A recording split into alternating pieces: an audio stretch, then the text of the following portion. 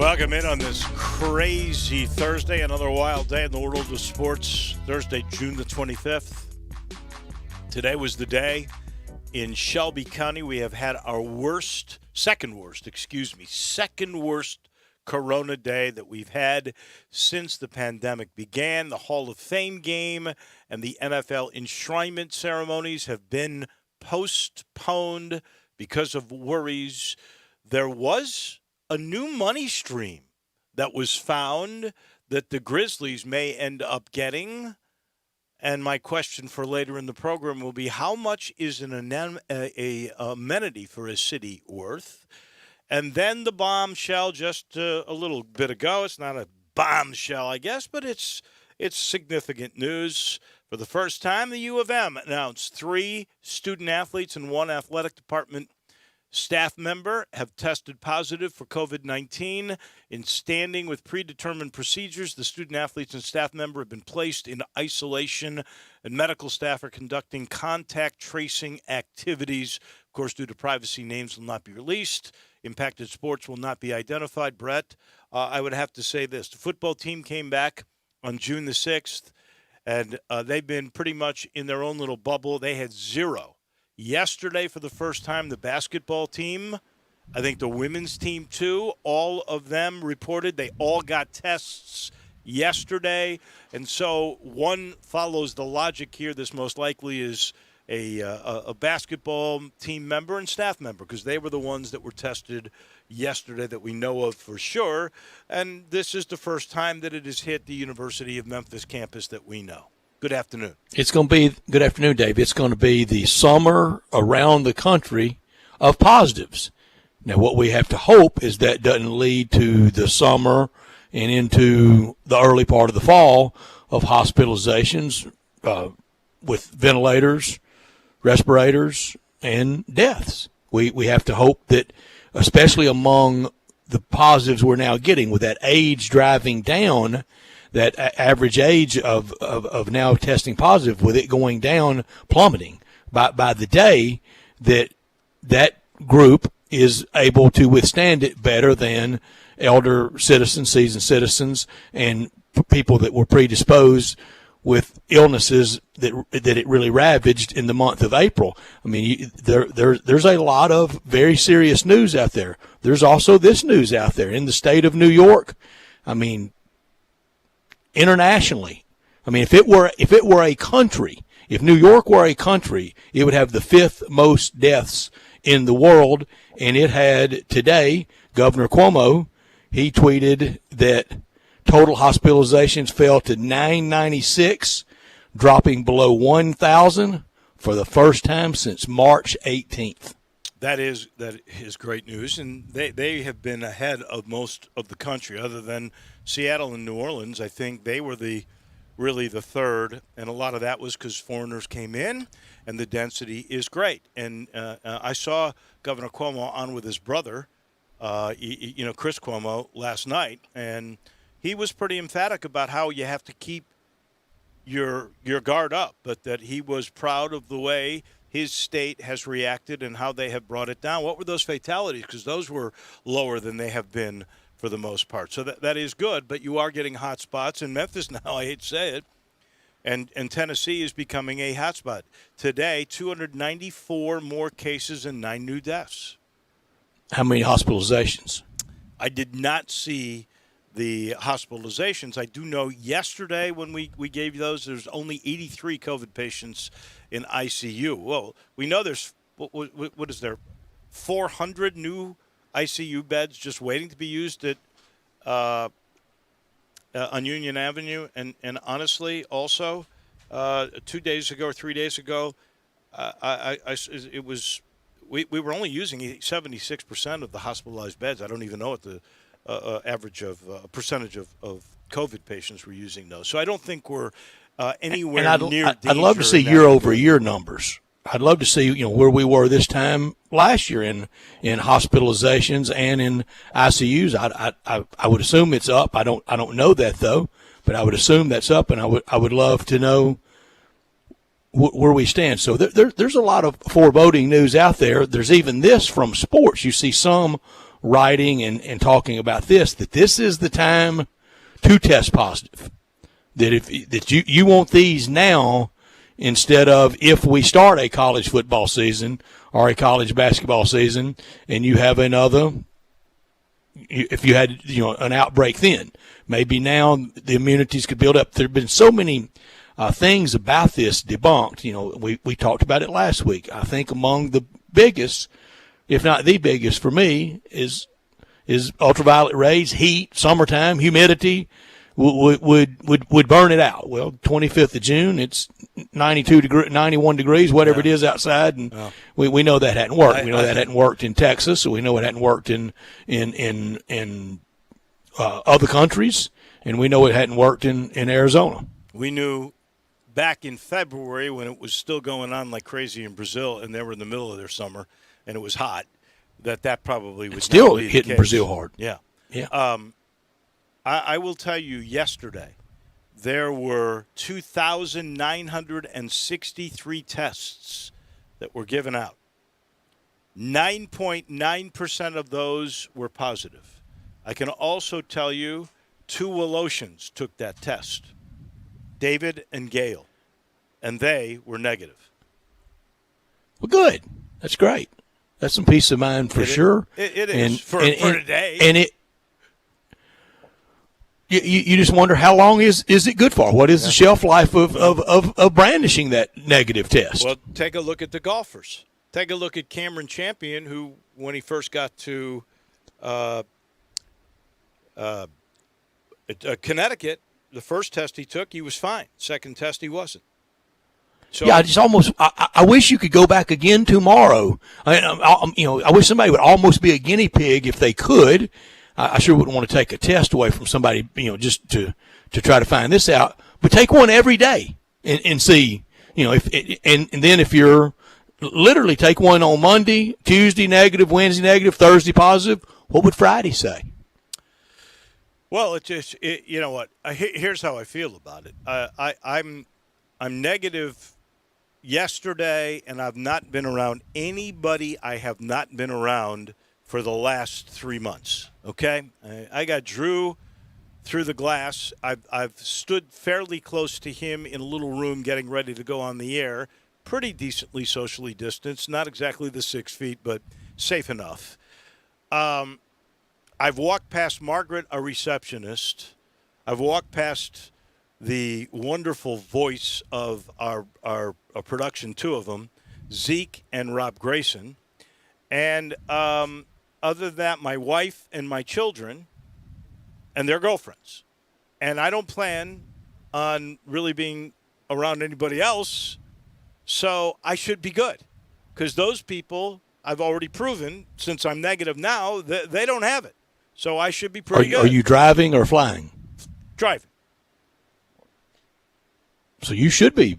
I'm good. Very much in a bubble. I really should be in good hands. I feel pretty confident. And the big sports news, I think, today was the late breaking story, and we're going to have Jason Munns join us at 5 o'clock. He's done great reporting on that. Ryan Poe at the Commercial Appeal as well. We're going to have Sam Hardiman from the Commercial Appeal news side with us at the bottom of this hour, and more on the virus and business and things like that than anything else. But Jason's done some great reporting alongside Ryan Poe at the Commercial Appeal on the news yesterday, breaking about the Memphis Grizzlies. And Dave, almost the saddest aspect of that yesterday, I don't know how really it could come as much as of a surprise to people.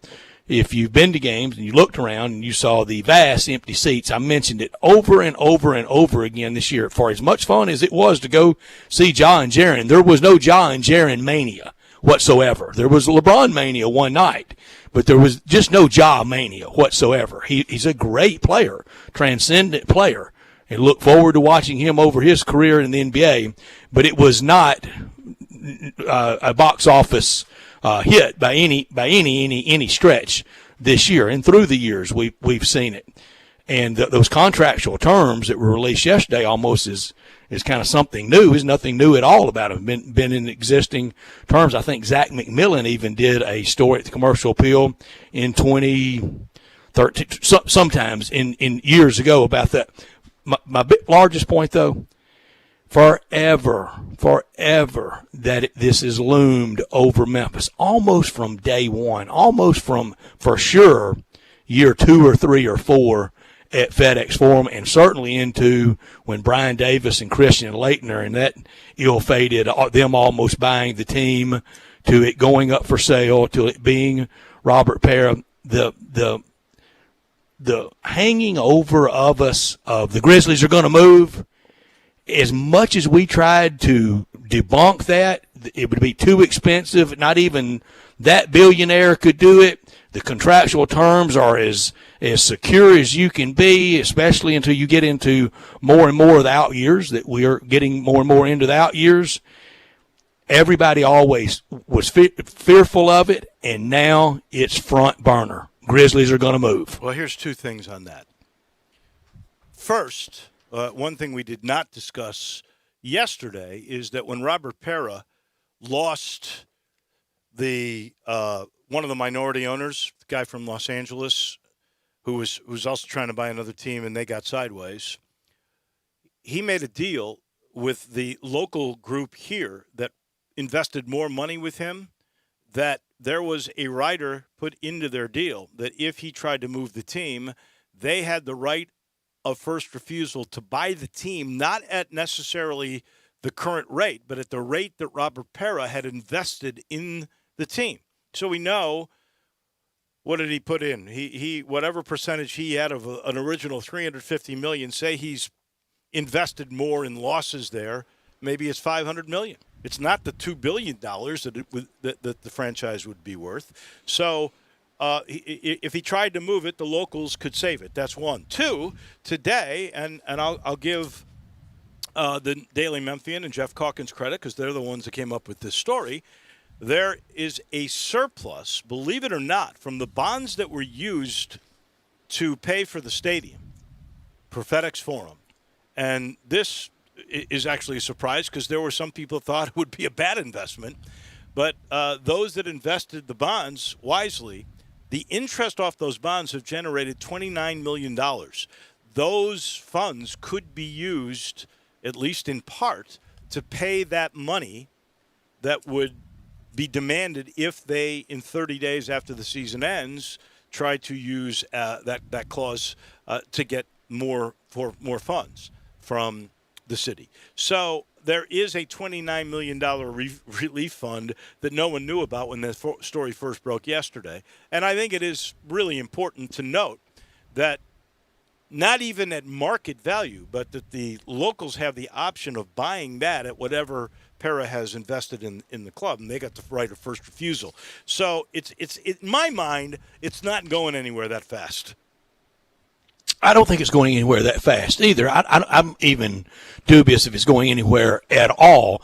But this specter of the cloud of constantly, are they going to move? And I've said, I hope we never get in a position of this is the year that we have to sell X number of tickets, or we're moving and we have this big push and they move anyway. Because look, these guys are pretty hard shell. They're pretty tough bargainers.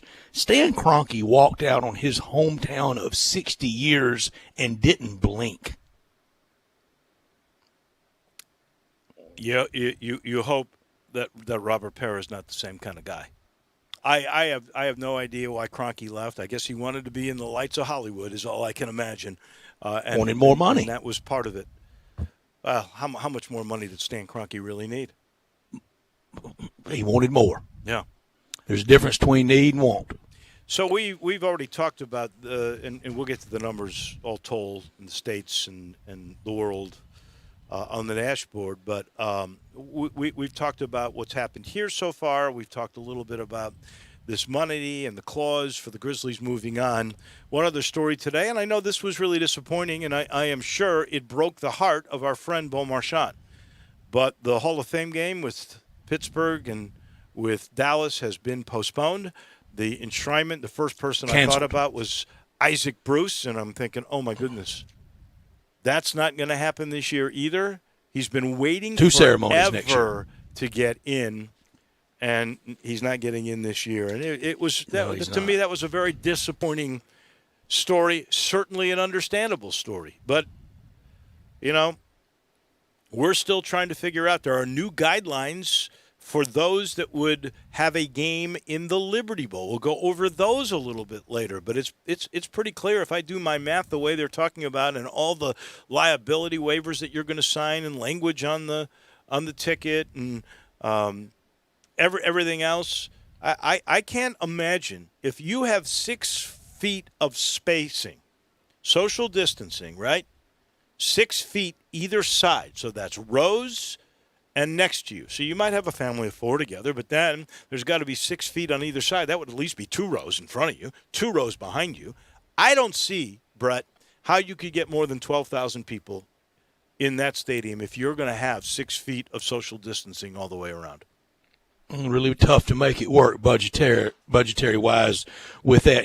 And back to the Grizzlies and the contractual terms. You're right about those contractual terms and them selling it to the local group. But don't you think he would fight that hammer and tong to try to get the going rate? Because that's where they really make their money is on the flip. Now on the latter part, on the $29 million kind of out there in escrow accrued from tax money, that is a great aspect of it. This hour of our show brought to you every day by Lexus of Memphis, 2600 Ridgeway, and online at lexusofmemphis.com. 901-362-8833. Give them a call. Lexus of Memphis offering the golden opportunity late June into the second half of the year, July sales event. Great offers on all 2020 models and always on special lease options. If you've ever thought I'd look great in a Lexus, well, guess what? Lexus of Memphis thinks you would look great in a Lexus, too. Drive in luxury and confidence knowing that every new Lexus comes with complimentary first and second maintenance services.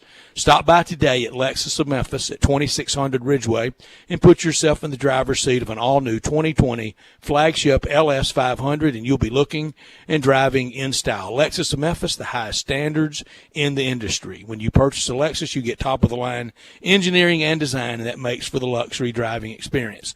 Online at lexusofmemphis.com. Phone number is 901-362-8833. Experience amazing at Lexus of Memphis. Top story of the day. Well, that just occurred in the last hour when the university released the fact that 3 student athletes and a staff member from the athletic department, they are not saying which sport, have come down with COVID. They do have protocol procedures in place. They are going through those procedures, including isolation of the athletes and the staff member. Because of privacy, they won't tell you what sport it was. One can only try to be logical here and know that the football team came June 6th and there was 0. And now yesterday was the first day that the basketball team was allowed in and they took tests. And so it would you would speculate, maybe dangerously so, and it really doesn't matter because they're going to get better, but you would have to speculate that it was probably a member of the one of the basketball teams, because I think the women also reported yesterday. This was a bad day in Shelby County. 294 more cases. That is the second highest day that we've had. June 20th, there were 385 cases. And so 5 days later, we have 294. There were 9 new deaths. 8,688 total cases, 176 total deaths. We've had almost 6,000 recovered, 5,958. In Tennessee, 7,325 cases and 556 have passed away.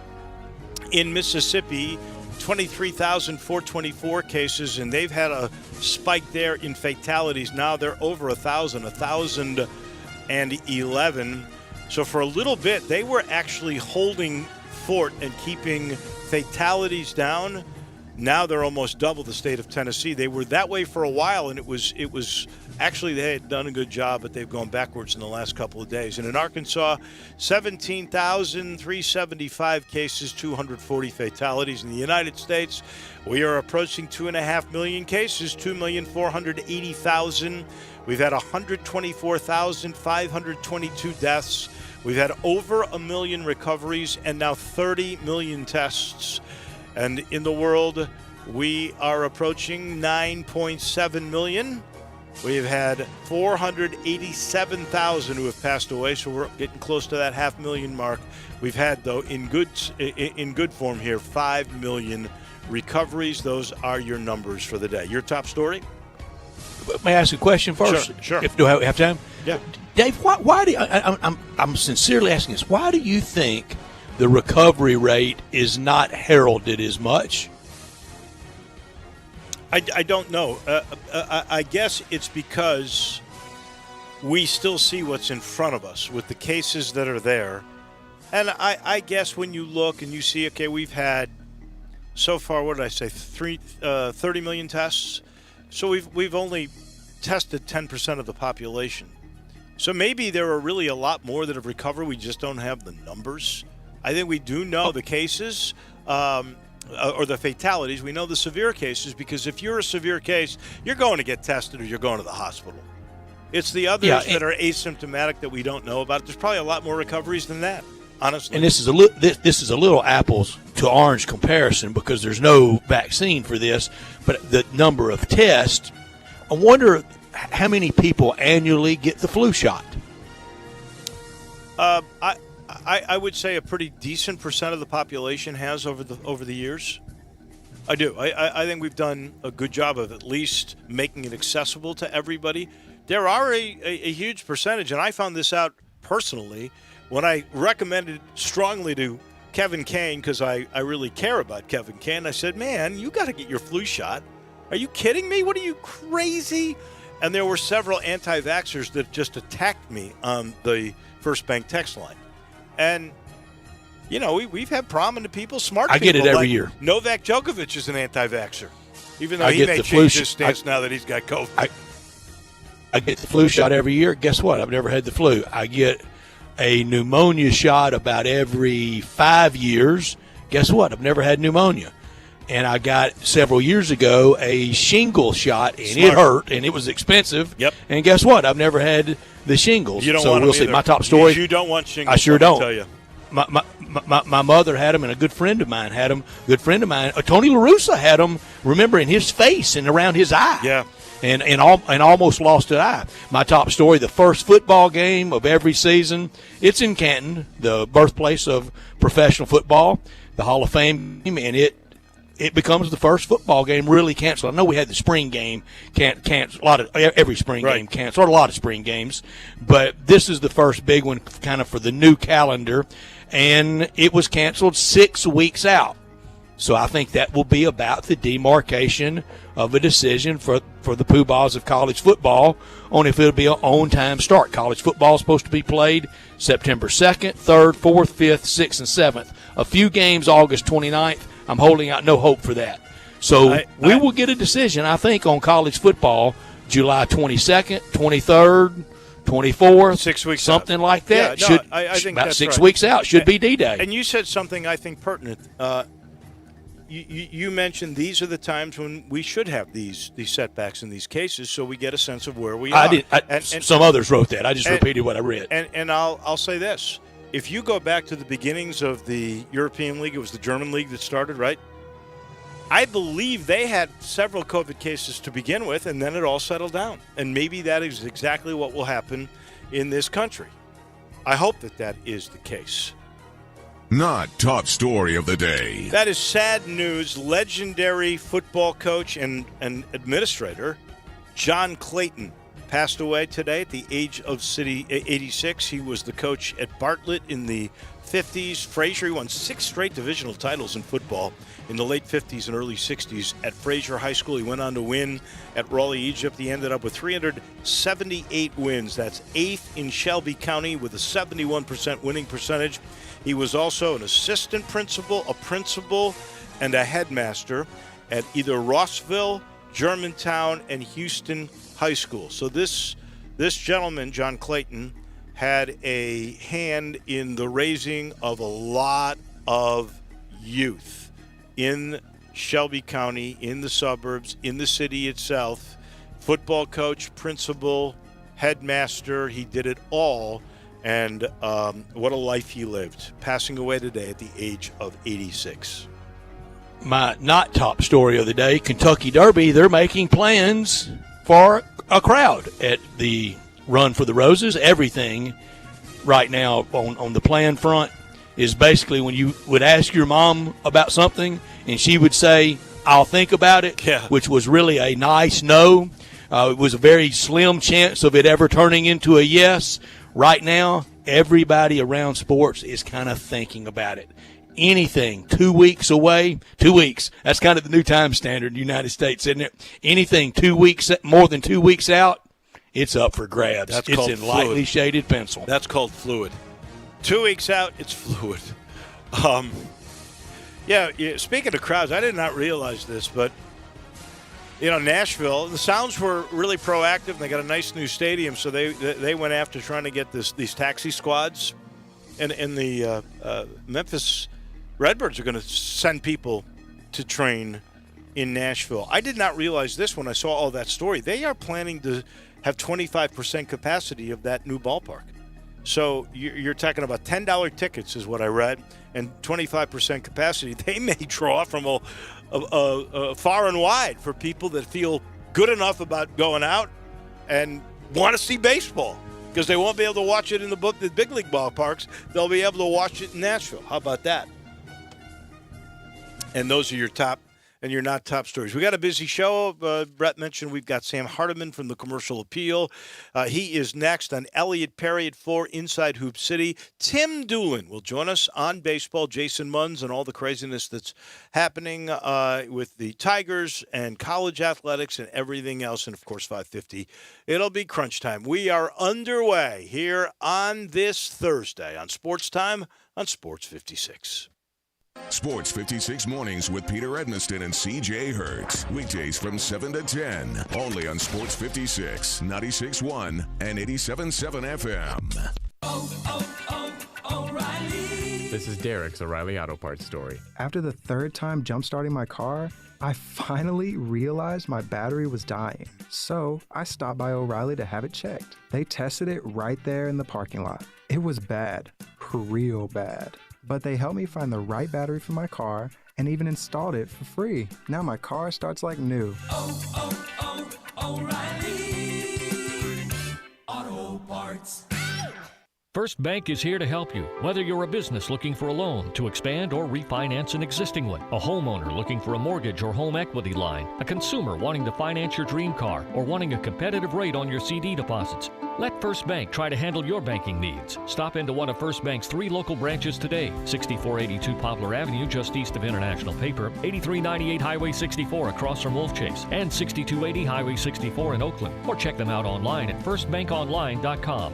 Member FDIC, Equal Housing Lender. What's the number one sign of a bad home security system? One that's so complicated you never use it. This is exactly the type of security system SimpliSafe has spent a decade fighting against. SimpliSafe was designed to be easy to use while protecting your home 24/7. Order online with a click of a button. It's really that easy. Head to simplysafecolin.com. Get free shipping too and a 60-day money-back guarantee. SimpliSafeColin.com. Did you know nearly 40% of men under 40 and over 75% of men over the age of 40 experience sexual performance concerns? At the Memphis Men's Clinic, their experienced physician performs a comprehensive evaluation that determines which specific issues may interfere with your sexual performance. These issues can vary and range from anxiety to medical issues, low testosterone, or erectile dysfunction. The Memphis Men's Clinic has evaluated hundreds of men of all ages over the years and reestablished a normal sexual life. The Memphis Men's Clinic will work aggressively to resolve issues and allow you to restore your sexual health and overall well-being. That's the Memphis way. If you're 20 years old or 90 years old, come and get cared for the Memphis way. Treatment that's based on your specific needs after a professional clinical evaluation by their experienced board-certified physician. Call the Memphis Men's Clinic today at 901-443-0475 or visit memphismensclinic.com. Hi, this is Rob Brown. Join Pete Cordelli and me for Sidelines Saturday mornings, 8 to 10 a.m. on Sports 56, 87.7, and 96.1 FM. We'll cover the Memphis Tigers, the SEC, recruiting. Hey, if they keep score, we're covering it. Check us out on the website at sports56whbq.com and sidelines.live. Sidelines is brought to you by Duncan Williams Asset Management. Saturday mornings, 8 to 10 a.m. Get up and give us a call. Now, back to Sports Time on Sports 56 with Wolo and Stacks. This hour of Sports Time is brought to you by Lexus of Memphis. Here once again are Dave Woloshin and Brett Norsworthy.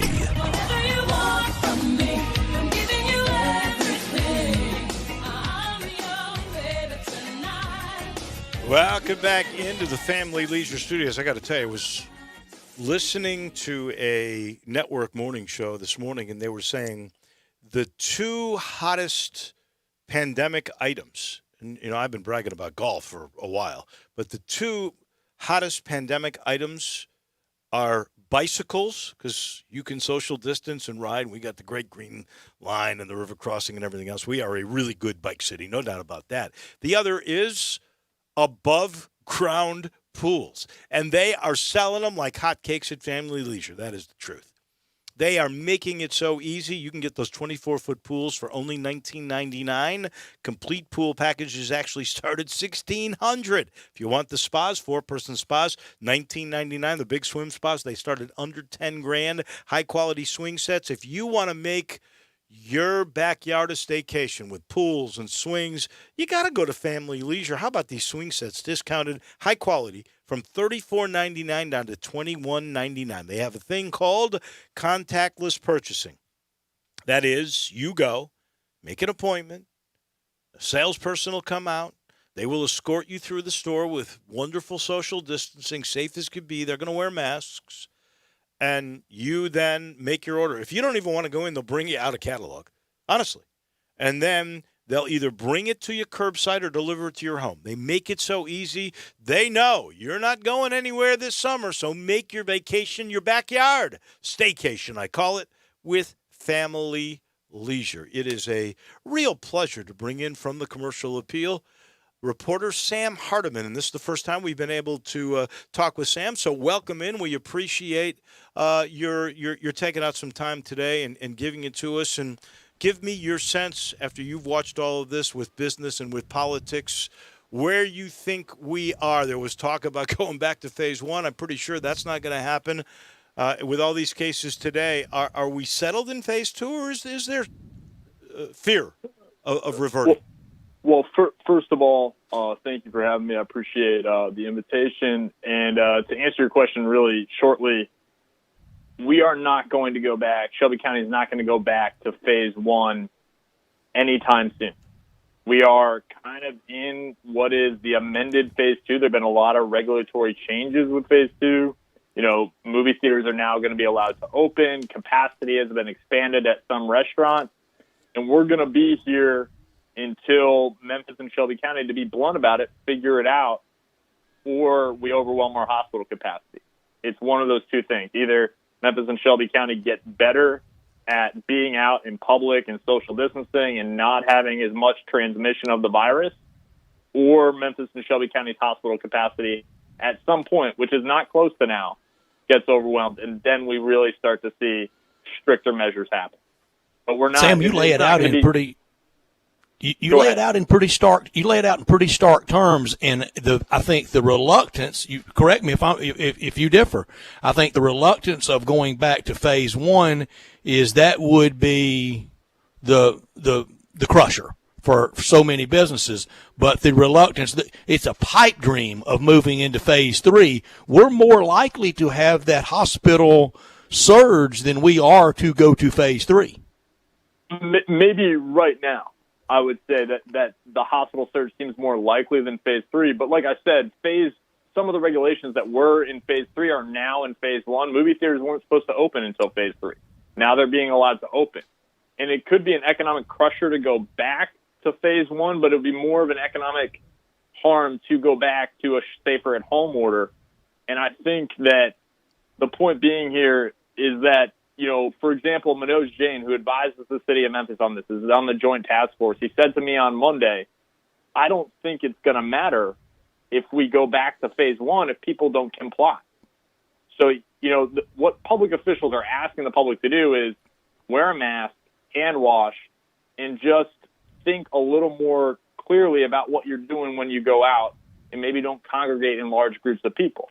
If they don't see that compliance, there's not a lot they can do about it, but that's what they believe needs to happen. I hope that made some sense. I did, and I read that quote. I probably read it from you that Jane gave you, and Yeah. I thought it made perfect sense because we have to be smart still, but we're not ready to go back, and it would put some businesses out, and there's no real bite in what they're doing. Look at that mask. You mentioned the masks. That is not an ordinance yet. It hasn't been signed yet. I'm hearing now it was signed about an hour ago. Oh, it was? Okay, because I knew they had some legal questions about whether they could really do that. Unless you had the disease, you couldn't make somebody wear a mask, which I thought was interesting. You're out and about. Do you think people? I've bought in now. Like if I'm going into a public building or I know I'm going to be near people, I don't like it, but I'm doing it. I'm going to wear the mask. But what do you think? What's the percentage of people that are really willing to do that? I don't know. The city of Memphis really wants to see 60%. They'd love, if 2 out of 3 of us were doing it. They feel that would be a way to really cut down transmission of the virus. So the city of Memphis does believe they can enforce the ordinance. It isn't just whether or not you're sick. They do believe that if, say, we're at a sporting goods store and everyone's getting their cleats to go back to football and no one's wearing a mask, Memphis and Shelby County Code Enforcement could come in and give the business a warning and give people inside a warning as well. That's the city of Memphis believes that can happen. Whether or not it'll be legally challenged is another story, but that's not today. I think that we are not seeing, and we've seen really uneven compliance with people wearing masks. I think, it doesn't take a reporter to see that. I think you go to any grocery store and you see uneven compliance with wearing masks. And so this was a ordinance that was passed as a last resort. Jeff Warren, the guy who brought it, the only position on the council, would love to have not enacted it if he saw broad compliance with this. But the city council could come back and put a fine on this ordinance. They have done some legal maneuvers that would allow them very quickly to tack on penalties to this ordinance. If they have a meeting, they pass it, and it could be on very quickly. And so while right now the ordinance does not have teeth besides really a warning, that could change. And I think people should know that. Sam Hardiman, our guest from the Commercial Appeal, and we have read, Sam, all your reporting, and Ryan Poe and your entire staff's great job from every section of the paper covering this global pandemic. Sam, I'm going to ask a question that, man, if you got an answer to this, you might could win the Nobel Prize. And I spell Nobel Prize Nobel. May very well win a Pulitzer, too, with this one. How in the world did wearing or not wearing a mask become political? How did it not? I can only hazard a guess. I'm not going to win any of the prizes that you just put out there.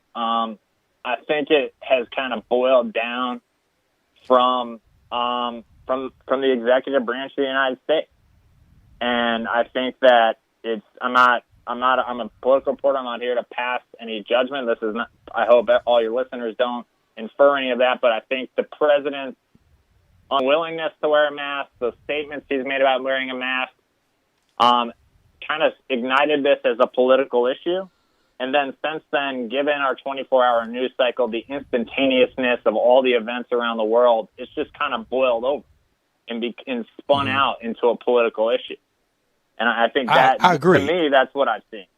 I think you identified. I agree, Sam, but also it was not helped less than a month ago when the WHO and the august New England Journal of Medicine both had takedown pieces of masks are useless. No, you're absolutely right. And I think that early on in the pandemic, we were also being told to conserve PPE, right? And that could have had an impact on how people perceived masks. And obviously cloth masks that you and I wear around are not the same as the N95 respirator that someone in a hospital really needs to use. But you're right. I think that I think there are a multitude of factors as to what. And right now, it seems like the public health community, and they've been like this the entire time, but certain studies have kind of poked holes at it. They're unified, believing that masks need to happen. And I also think that there's a belief among public health experts that there's also a social impact to this, that if you see a bunch of people wearing masks, you're more likely to wear one.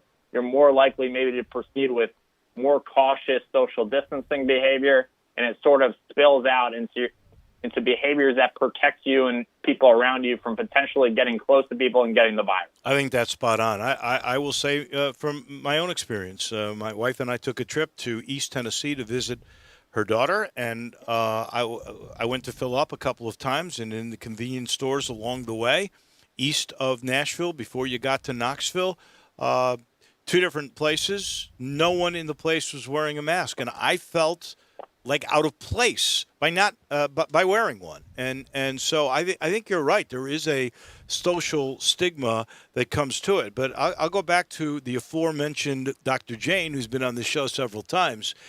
He said the newest model shows you that the spread of the disease, if you are wearing a mask, is 3%. If you don't, it's 17%. That, to me, is significant, Sam. It's a gigantic difference. I mean, that's literally a 500% increase if you think about it another way, right? Right. You're 5 times more likely to be getting the virus, at least. And so right now it's hot outside. Respiratory viruses like the coronavirus though the coronavirus doesn't have a lot of data, don't spread well in humidity, et cetera. But when you're inside and you're around people, not wearing a mask is going to have an impact, and you're going to be more exposed and more likely to get it. And I think the data is backing that up right now. I'm curious about, you mentioned it earlier, hospitalizations, and we're not close. I've seen the breakdown, I think, earlier in the week, probably from you. 82% of the hospitals were filled, acute beds were filled. 76% of ICU beds were filled. That does not count your old building on 495 Union. Those remain empty, thank goodness, and those are there for if we have any kind of overflow, and we're not close to that. Even the mayor said that. I'm curious, of those beds, though, that I just mentioned, 82% and 76%, what's the percentage that are COVID-related in use? Well, in terms of the 82% of the acute care beds, it's a very small percentage of them that are COVID-related. There are only 131 at the last count. I think that's today's number. Mm-hmm. So it's I think it's a little higher acute care percentage, but 131 of them are COVID patients in acute care beds. Most of the other people are still getting sick. People are still having surgeries, right? Right. And so we didn't take those people out of the hospital. We took some of them out of the hospital for like 6 weeks from March to April and early May, but now they're back in the hospital. So, and then the ICU beds, there are about 360 people in local ICUs, and about a quarter of those are actually COVID patients. There are about 83 people in there. Go ahead. Let me just give you a little feedback. As a guy with the commercial appeal who's writing all these numbers all the time, I really would love that breakdown. So people get a sense, they understand we have other sick people too. Obviously, we need an inset box every day, Sam. We need a scoreboard. we who look at stats to try to really investigate. We love a scoreboard. You're basically telling me that 25% of the ICU beds that are in use right now in the city of Memphis, only 25% of those are being used by COVID patients, and we're only at 76% capacity. Right. It's about 20 to 25% right now. And that number is going to fluctuate every day. And I think you're right. I think we do need to break that down for people. But at the same time, what we have to remember about the beds we have in reserve is that they are beds. They aren't actually staffed. Right. That once we get into that capacity, we have real estate for them, but it's a matter of having the medical professionals for them as well. Right. And while there have been hundreds of doctors and nurses that have signed up to help out in the case of a surge, that they haven't been called in yet, and that number probably is fluctuating all the time. And so, to get, and I think it was Dr. Stephen Threlkeld told our Corinne Kennedy this week that if we get to that reserve capacity, that's a failure. And Doug McGowan, the chief operating officer for the city of Memphis, says if 495 Union, that old building that now is getting a second life, is ever used, that constitutes a failure. And so I think that our public health officials and our city leaders are still, they're concerned about what to us seem like small numbers today, right? But one of the things that I was thinking about before I came on the program is since May 18th, which was 39 days ago, well, that was when we entered phase 2. So we've been in phase 2 for 40 days, almost 6 weeks now. That's a long time. But we've added about 2.5 new COVID patients to hospitals every day over that time. 2.5 doesn't seem like a lot, but it's given us an increase of 134 on May 18th, which they were all sick before we entered phase 2, to now 232 today, right? And so if we keep going at that pace, that capacity that we have now, even if we're just adding 2.5 people a day, which seems small, we're going to eat up that capacity over the next month and a half. And we may have to dip into the reserves that we have. So it may seem, the number may seem big right now, but this is kind of like death by 1,000 cuts. Every little day matters. And so I think you're right that the commercial appeal and all of us media need to be better about giving the public a scoreboard so they can really understand the stakes of the game, since we really don't have live sports yet that we're playing. Yeah. Sam, getaway question, and you have been terrific, and thank you for your valuable time. I know you have put in long hours in journalism school. Did covering a pandemic ever come up? No. I mean, I don't think we even. I think we were once taught by someone at Missouri that talked about going to a nuclear reactor overheating, and she was talking, but that was obviously an isolated incident in Oregon. And so, no, we never talked, and I don't think any of us in the world had ever considered we'd live through what is probably a once in 100-year, a once in 150-year event. And so, no, never came up. And I'm still thankful to all my teachers there, though, because they've helped me out a lot. And Sam, and we're still at the beginning of this story. We haven't even approached halftime. No, we still have, until a vaccine or a really effective treatment is found, COVID is a part of our lives. And so we don't know when the game is over, but I would guess we're in the early innings of the game. We're probably in the third, maybe the bottom of the third inning right now. I'd guess. Yep. Sam, I would bet if you went back, and I know a lot of kids who got their education in journalism at the University of Missouri. I would bet that if you asked those professors, they would say you are covering the story of their lifetime.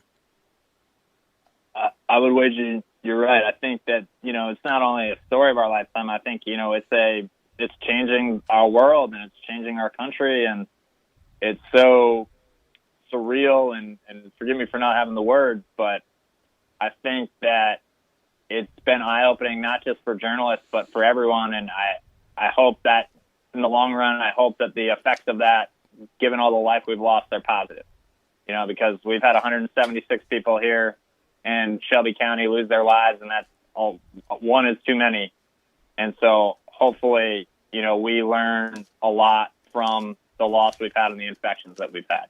Sam, it's really been insightful and delightful to talk with you. We'll do it again, I'm sure, because as you said, we're in the bottom of the third. We got a lot more story to go, and so we would love to chat with you again sometime. That would be great. Thanks, gentlemen, for having me. Thank well. you. Thank you. Thank you very much. Sam Hardiman from the Commercial Appeal. Brought to you in part by The Butcher Shop. Tomorrow, Hamburger Friday. Who wants to go to Hamburger Friday from 11 to 2?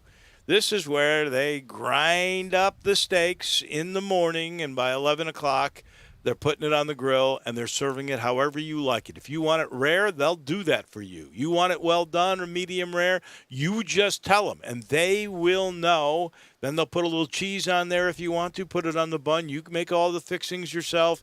It's fantastic. And then, if you really like Friday night, want a good meal, or even tonight, how about the $100 family meal? That's 4 people get served for $100, their choice of a New York strip, an Atlantic salmon, a chicken breast. For a little extra dollars, you can go to a ribeye or a filet mignon. You will also get a garden salad, baked potatoes, and French bread. You'll also get 4 desserts. It could be cheesecake or brownie, and they'll throw in ice cream. What? Yes, all that for 4 for your family for $100. And you can do this taking it out or eating in. And they're doing the spacing and everything else inside the restaurant. Go and see all these wonderful people. Simpson will open you with welcome arms. I promise. You can order if you want it curbside at 757-4244. Go to the website. It's easy to see. You'll love everything, including Hamburger Friday tomorrow at the Butcher Shop at the Agri Center. We're back in a minute. We'll put a wrap on hour number 1 on this Thursday edition of Sports Time on Sports 56. It's R&R on Sports. The word is out about R&R on Sports, where you've heard interviews from Ken Griffith Jr., Dr. J, Hank Aaron, and many, many more. R&R on Sports, Saturday mornings, 10 a.m., Sports 56, 87.7, and 96.1. Don't miss us. This is Dave Wolf, President and General Manager at Southland Casino. I want everyone to know that Southland is ready to welcome you back. We have a new program in place to help us all stay safe. So if you're ready to play, the most spacious casino floor in the Mid-South is open for you. Blackjack is live, the slots are rolling, and our clean team is on the job. So make this short trip to Southland Casino. Together we'll play it safe. Must be 21 plus. Play responsibly. For help quitting, call 800-522-4700. Hi, I'm Greg Gaston for Window Genie. Window Genie is a trusted name in window cleaning, but they do so much more. They can take care of your home or business. They clean interior and exterior windows with a streak-free guarantee. They clean gutters, do pressure washing and house washing. They can also clean and seal concrete, brick, and natural stone. Locally owned and operated, insured and bonded. Get your free estimate today and ask for the Sports 56 discount. Call 901-424-4100 and leave the dirty work to Window Genie. Hey, frequent heartburn may keep you from running your A game, but it doesn't have to anymore. Join the Prilosec OTC 2-week challenge. Just go to prilosecotc.com. You'll get $3 off to get you started, plus 14 days of tips, tricks, and reminders. Just 2 weeks, zero heartburn. Go to prilosecotc.com and sign up today. Zero heartburn is possible with Prilosec OTC. Use as directed for 14 days to treat frequent heartburn, not for immediate relief. Hi, it's the Herd. Start your day with M-Drive Start. It's the world's best morning shake. New from the guys at M-Drive. Start is packed with elite-level nutrition and protein. Fires up your body, gives you the lean look we're looking for. Shirts coming off in the summer. M-Drive Start has an industry-best 7 clinically tested ingredients and 6 sources of protein to support energy, recovery, and lean muscle. It also includes digestive enzymes, collagen, vitamins. The list goes on. No other morning shake touches this formula. Get elite-level nutrition and protein so you feel great in the morning. Check it out at mdrivestart.com. You wake up looking for energy, you've got your product. And as part of the launch, the guys at M-Drive are offering 25% off if you sign up for their easy-to-manage subscribe and save. So go to mdrivestart.com, try it yourself. Elite-level nutrition. M-Drive Start. Now, back to Sports Time on Sports 56 with Wolo and Stat. This hour of Sports Time is brought to you by Lexus of Memphis. Here once again are Dave Wolochin and Brett Norsworthy.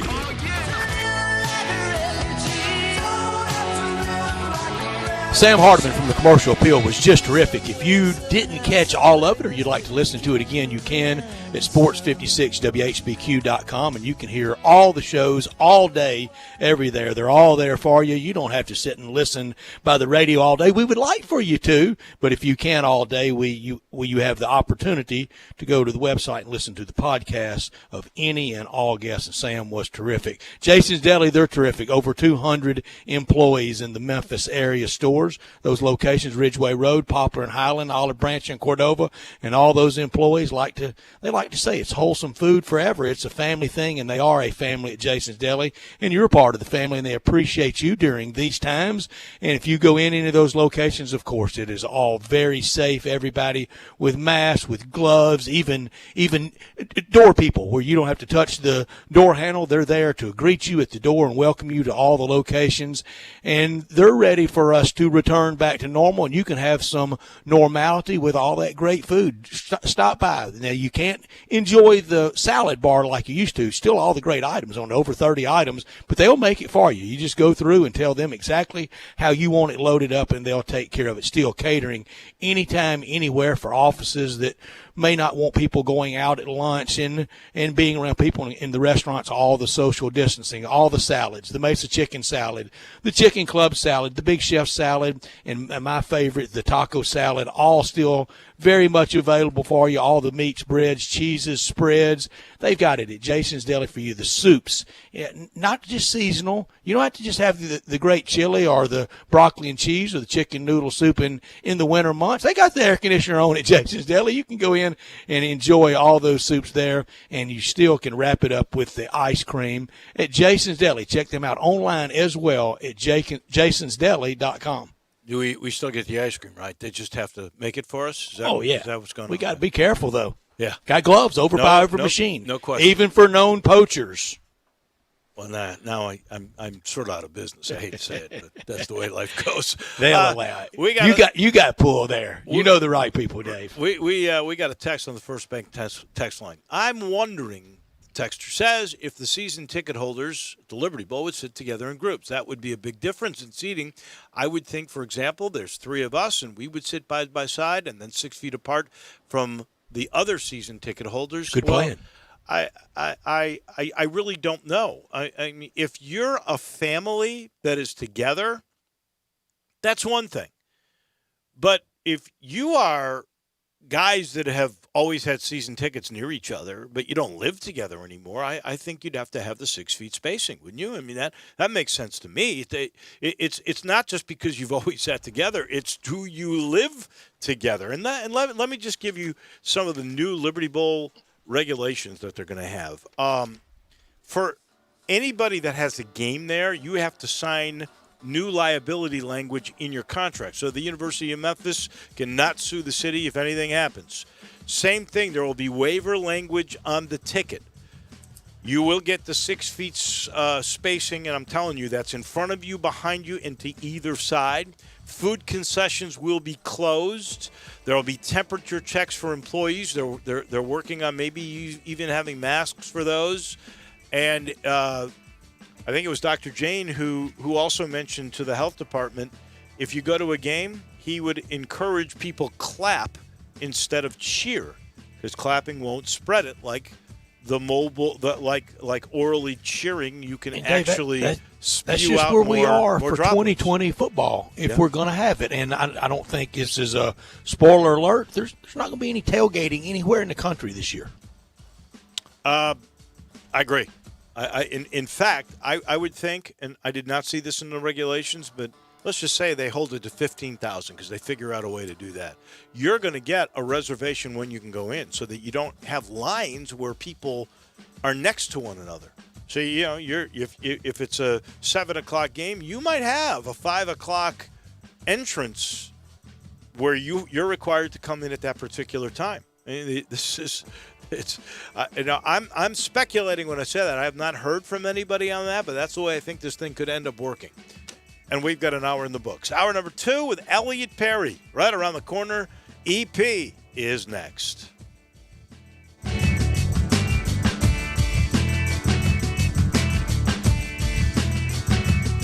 Golf is back, and even though the trophy is reserved for the winner, the big cash prizes don't have to be. To add to the excitement, DraftKings, the leader in daily fantasy sports, is putting you in the center of the action with a free shot at millions of dollars in prizes with your first deposit. It's easy to play. Just pick 6 golfers, stay under the salary cap, and submit your lineup before the tournament tees off on Thursday. Then sit back and follow the action. The more red numbers they have on the leaderboard, the closer you'll be to winning some green. Rack up points for pars, birdies, finishing position, and more. In a time of limited sports, this is your chance to scratch your competitive itch and reign supreme. Download the DraftKings app and use code HERD. This week, DraftKings is putting you in the action with a free shot at millions of dollars in prizes. That's code HERD, and you can get a free shot at millions of dollars in prizes only at DraftKings. Minimum $5 deposit required. Eligibility restrictions apply. See DraftKings.com for details.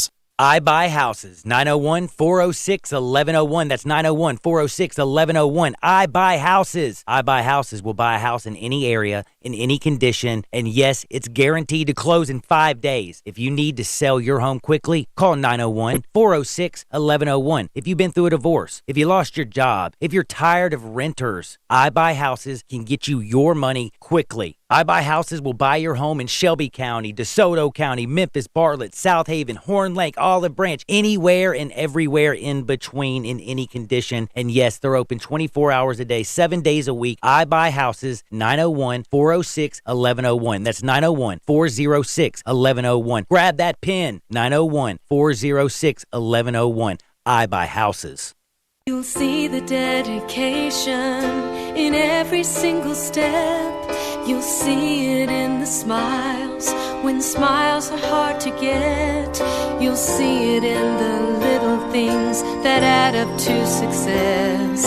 The caring and passion are the things that we love best. Wolf Chase Limb Brace is your Mid-South provider for orthotics and prosthetics. They are an ABC accredited facility, and their practitioners are ABC certified. At Wolf Chase Limb Brace, their services include artificial limbs, legs and arms, braces of all kinds, and custom molded inserts. You can call them today at 901-507-7821 for their location on Highway 64 in between Germantown Parkway and Appling Road, or visit them at their new location in Jackson, Tennessee. That number is 731-660-5900, or visit them on the web at wolfchaselemonbrace.com. Dedicated our life to yours. Wolf Chase Limb and Brace. Brian Elder's Roofing Solutions. Chris Price here for Brian Elder Roofing. The storms we've had over the past several months have been devastating to our communities. The rainy season is ahead. You may have not even noticed the dripping in your attic, water stains throughout your home, or even worse, mold and mildew. Please call Brian Elder Roofing and we will send out our project managers to assess any damage. We will not try to sell you a roof if all you need is a repair. We will measure your roof from outer space. 0% for 60 months, even no payments till 2022 are available with approved credit. If you've noticed missing shingles, water stains, leaks in your roof, call us before you call your insurance company at 867-0303. That's 867-0303, and we will provide a free, thorough inspection of your roof's condition. Call 867-0303. Brian Elder's Roofing Solutions. We are Sports 56 WHBQ Memphis, WIVG-FM Tunica Memphis, and WPG-FLP Memphis. Flynn Broadcasting Stations.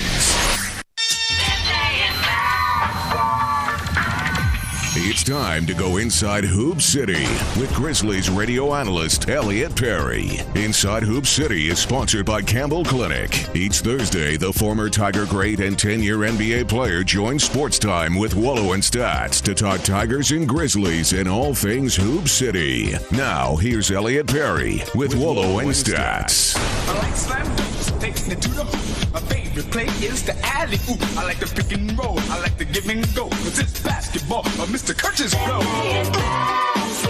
Welcome in our number 2 on a day where we've had more COVID cases, second most, I should say, than any other day. 5 days ago, we had 385 cases. That was number 1 today. 294 more cases and 9 new deaths. We have a lot of stories going on about it. And just a few minutes ago, and Sam Hardiman was kind enough to inform us of this, but the mayor did sign the new mask ordinance that requires masks or face coverings in public outdoor places within the city.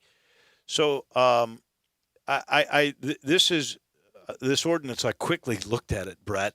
It is literally 15 pages, so I couldn't get to all of it. But basically, if you are going to a public building, even into a restaurant, a grocery store, then you got to really keep it on.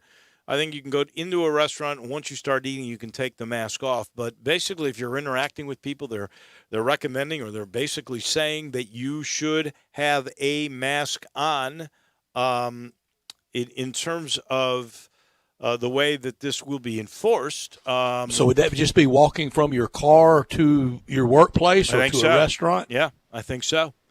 Because it says public and it says outdoor. So, yeah. questions do remain about enforcement.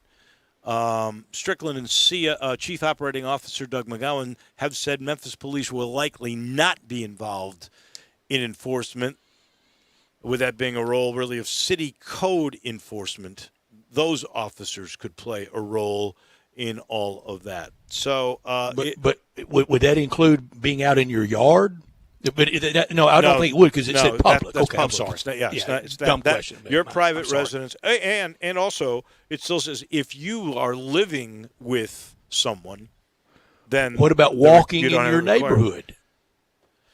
It says out in public, down a city street, yeah, or city sidewalk. That's at least the recommendation. I mean, if you're by yourself, I really don't know what the plan would be on that. It also says if you're outside exercising, you don't have to wear it. So I guess if you're walking through your neighborhood, that could be considered exercising. Let's just put them on and try to do this and push through. And sure, I think we can. I think we can too. And the quicker we get these spikes all under control, we don't have days where there's 294 cases and really 9 new deaths. That is scary, and the hospitalizations go down a little bit. With a mask and without a mask numbers are irrefutable. 3% or 17%? Yeah, I think that's measurable. Absolutely. In the meantime, let's bring in our friend Elliot Perry. We go inside Hoop City with Elliot Perry, and yesterday we did find out every Memphis Grizzly member has opted to stay on the team and move to Orlando and get ready for NBA basketball at the end of July. I know that had to make you feel pretty good. EP, how are you? I'm doing well. How you guys doing? Doing great, and that's great news about the Grizzlies because, Elliot, I feel like the Grizzlies could go to Orlando and make some noise. Yeah, I mean, like I said, we're excited about one that every player opted in. I mean, I know you guys have mentioned that, but and I know that Coach Jenkins probably is happy about that. So, given that some players have opted out, but yeah, I mean, you just go up there and try to get back in the best shape you can. Try to get your rhythm back. It's a fairly young team, so they don't have the old, kind of old school veterans on their team. So I think those young guys are just going to go up there and play. You don't have anything to lose. Were you surprised that as many people opted to go? I mean, we had heard there would be so many defections, and Avery Bradley was probably the most prominent one. But he's got a 6-year-old kid that's got respiratory issues, and I don't think anybody in the world would blame him for not going and putting his kid's life in danger when he came back. So that seemed to be pretty smart. But for the most part, almost everybody said, you know what, I want to play. Yeah, we talked a little bit about that last week. I hinted on that. At some point you just need to go. I think there's been a lot of volatility in the talk. Some ups and downs in the talk about who's going, who's not, who's putting this group together to talk about why we shouldn't play, who's putting this group together to say that why we should play. But just put your money where your mouth is. Lace them up, get to Orlando, and see who opts in and who opts out. And I think the league is now kind of ready for that, unless something just devastating happens. Yeah, and I know they have a contingency plan, Elliot. It seems like just for practically everything, and the best laid plans sometimes can come undone, but I think caution has been extremely the watchword. Elliot, I want the Grizzlies to punch that playoff ticket for this reason. I was going to say it pre-pandemic. I was going to say it around April or so when they clinched. If they do, that will be 11 times in the 19 years that the Grizzlies have been in the postseason. A lot of conversation about the franchise. I don't think many think anything is going to happen at all, and sure not going to happen anytime soon. But, Elliot, on opening night at the Pyramid against the Detroit Pistons in 2001, if somebody had told me, Brett, will you sign up for over the next 19 years the Grizzlies will go to the playoffs 57.8% of the time, I think I'd have signed up for that. No question about it, given what they had done in Vancouver. So, I mean, this we had a good run there with Zebo and the kind of grit grind group. The team that made it before that, I mean, obviously they were not really successful, but they gave us an opportunity to get the first taste Sure. of the playoffs. And yeah, it's been a really good run. I think we're in a really good place now. We didn't have to go completely into rebuild mode. We got lucky in the draft a couple of years. I think we got two really good guys and to anchor our basketball team. And the thing about that is, obviously, you can make the playoffs this year and that would be great. But how do you build up on this? If you have those two young guys, how do you continue to keep those two young guys engaged, not just for the short term, but for the long term? Hopefully they'll be here for a long time. And then what do you do around those guys? The moves that you make around those guys is going to be critically important. And our front office has shown that they can really make some really good complementary moves. Elliot, I don't mean to put you on the spot or make you feel uncomfortable, but this is a story, and we're talking about the future here. And this story came out where there is a clause in the contract after the 15th year and the 16th year that there could be attendance clauses that could be used to trigger an escape by Robert Pera and the Grizzlies to another city. You are also, if I recall correctly, a member of the minority local ownership group. You've got a stake of ownership. What were your thoughts when you read that story the other day? That's nothing new. We knew that. So we knew that was coming up, and we've always known that trigger has been in the contract. So yeah, you just got to deal with.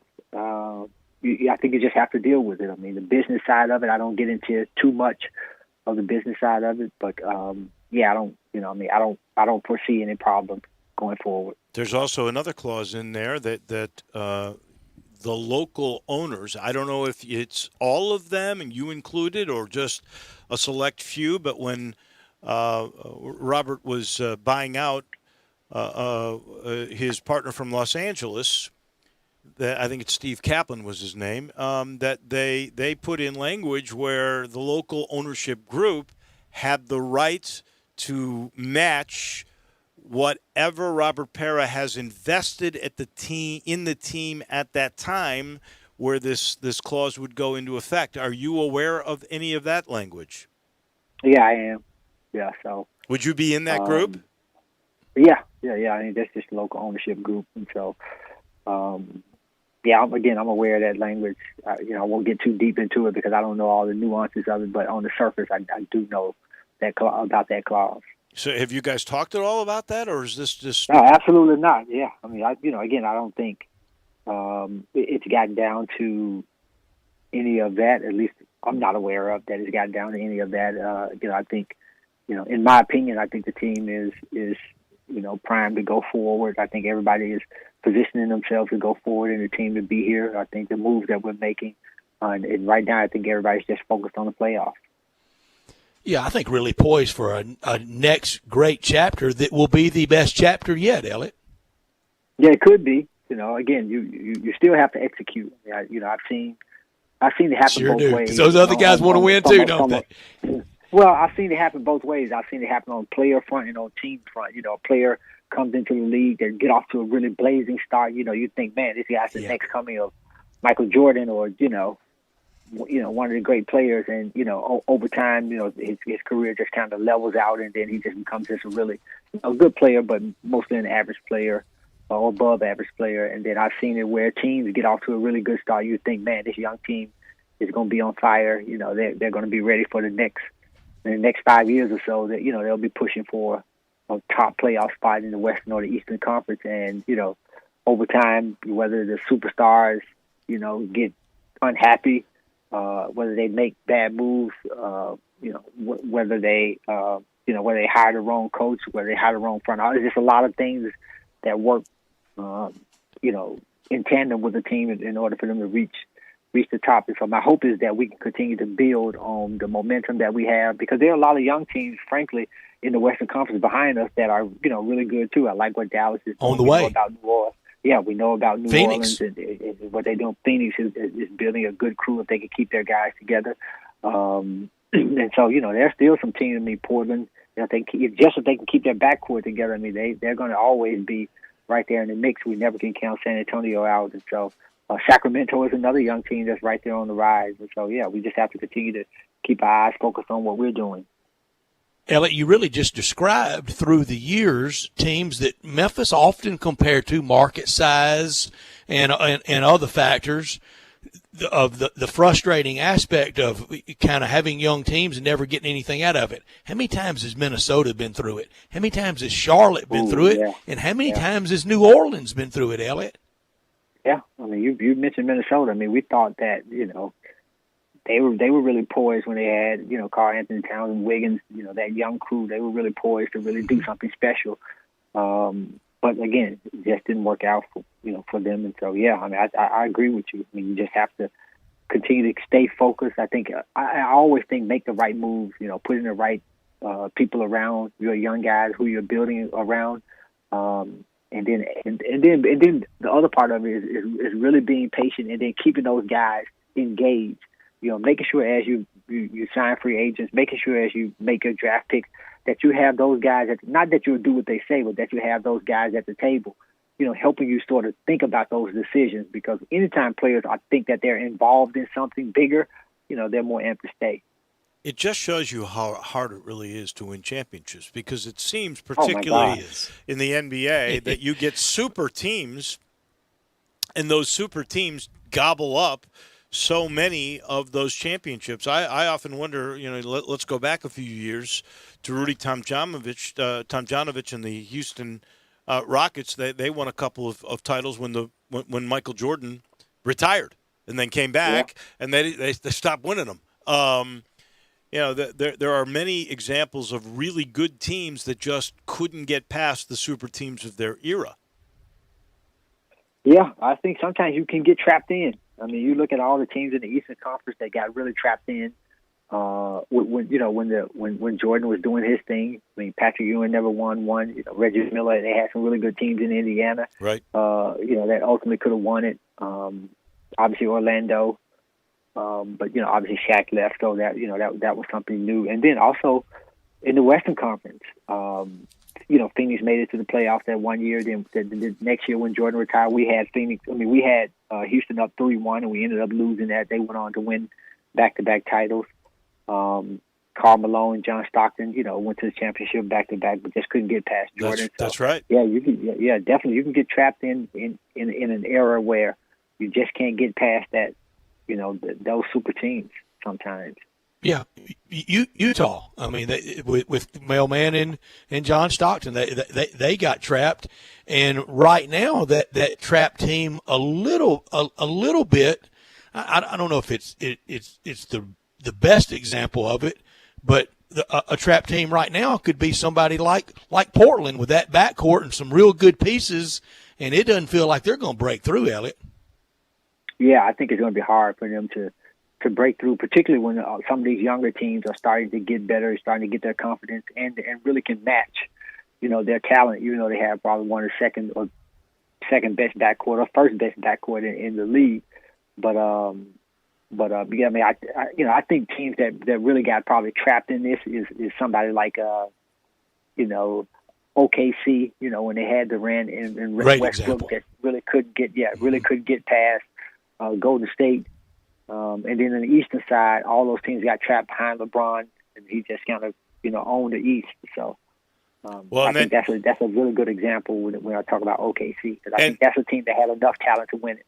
And then, but yet Golden State in the West, and they were gobbling it up. They gave one away they should have beaten that Cleveland ended up getting. But you're right, Cleveland and LeBron kept all those other Eastern teams at bay.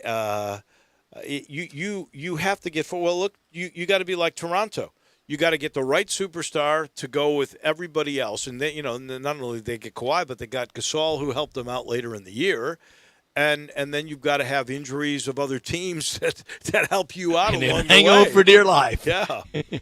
Well, I think timing has to be right, but I think in Toronto's case, I think that everything came together at the right time. But even more importantly, the moves that they made short-term moves that really helped them out. But he also made some bet on some long-term moves. I mean, you think about his role players that he got, guys who really fit in well. I mean, the draft pick in Siakam, a guy who just continued to, rise. Yep. And so he was able to really put points on the board, help them in the playoffs and grow. Kyle Lowry, the wily veteran, but you also had a man, the backup point guard who really played well for them. So they had enough wing players, and then you add Kawhi in the mix, who's that superstar. Then you add a guy like Marc Gasol in the mix. When I talk about short term, you make that trade for Marc Gasol. Now you got a center that can really pass, who understands how to play, who can stretch the floor and knock down shots. And not only that, he's a really good facilitator. So he's a guy that doesn't jam the floor up, and he stays out the way and allow the superstars to really work. It's interesting to me. You mentioned Kyle Lowry. How many times do you see, and I think it's fairly rare, where Memphis had to make a decision between Kyle Lowry and Mike Conley, and they chose Mike Conley, and either way they would have won, don't you think? Because both those guys were really, really good. Well, I think it was probably the right move to keep Conley. I think Conley's personality bode well with Z-Bo, Tony Allen, two guys who could really be headstrong. I think he and Marc Gasol, because they were more laid back, their skill set fit that kind of grit grind piece. But yeah, you definitely never can lose with Kyle Lowry. I mean, he's a guy that's going to go out there and lay it on the line every night. That's what I love about him. He plays with a lot of emotion and heart. But in terms of the grit grind fit, I think Mike Conley was a really good fit for us. I do too. I can't argue with how things played out, Elliot. I think if Kyle Lowry had wanted to, he'd have been a great cornerback for somebody in the NFL. Yeah, you're right, man. He's tough as hell. Tough guy. Quinn Buckner of this era. That's how I always good comparison. Thought of. Elliot, I can't thank you enough for being with us all this time. I know we're going to continue to talk when they start playing again, but you have helped us out during this pandemic. You have. By giving us great insight and thought, and we can't thank you enough. We really appreciate all the great work you've done for us during this thing. Nah, man, I appreciate you guys having me on. It's been a great year, and I apologize for some of the times that I couldn't get on. But yeah, man, it's been fantastic being on with you guys, and really just kind of energetic, particularly when we started talking basketball, and even some of the old school basketball we started talking about. So it was great. I've had a ball this year. Tonight would have been the draft in the last 2 years. You came through for the Grizzlies on lottery night they had the good draft nights. But EP will catch up when the Orlando games start. But as Dave said, we can't thank you enough, and we appreciate you on every front, most especially as a friend. Sounds good, man. Likewise, I appreciate you guys.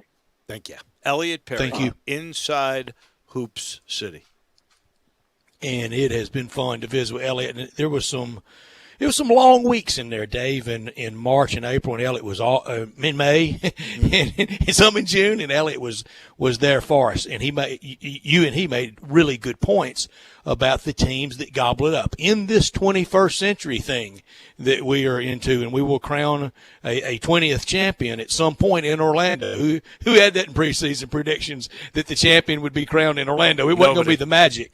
19 titles divvied out so far. 5 to the Lakers, 4 to San Antonio, 3 to Miami, 3 to Golden State, 1 each to Detroit, Cleveland, Toronto, and Boston. The Lakers, Toronto, and Boston could win it again to keep the total teams at 9. I'm sorry, 7. It's 7. There's 7 teams that have won titles. The rich stay rich. I got that wrong again. There's 8. They're 8. Whatever it is, the rich stay rich. 25. You're basically saying about 25% of the teams win. And the NBA, more than any other pro sport, it is the closed society. There are very few breakthroughs. Toronto did last year, but usually after you break through, you get another one. Cleveland, they've yet to.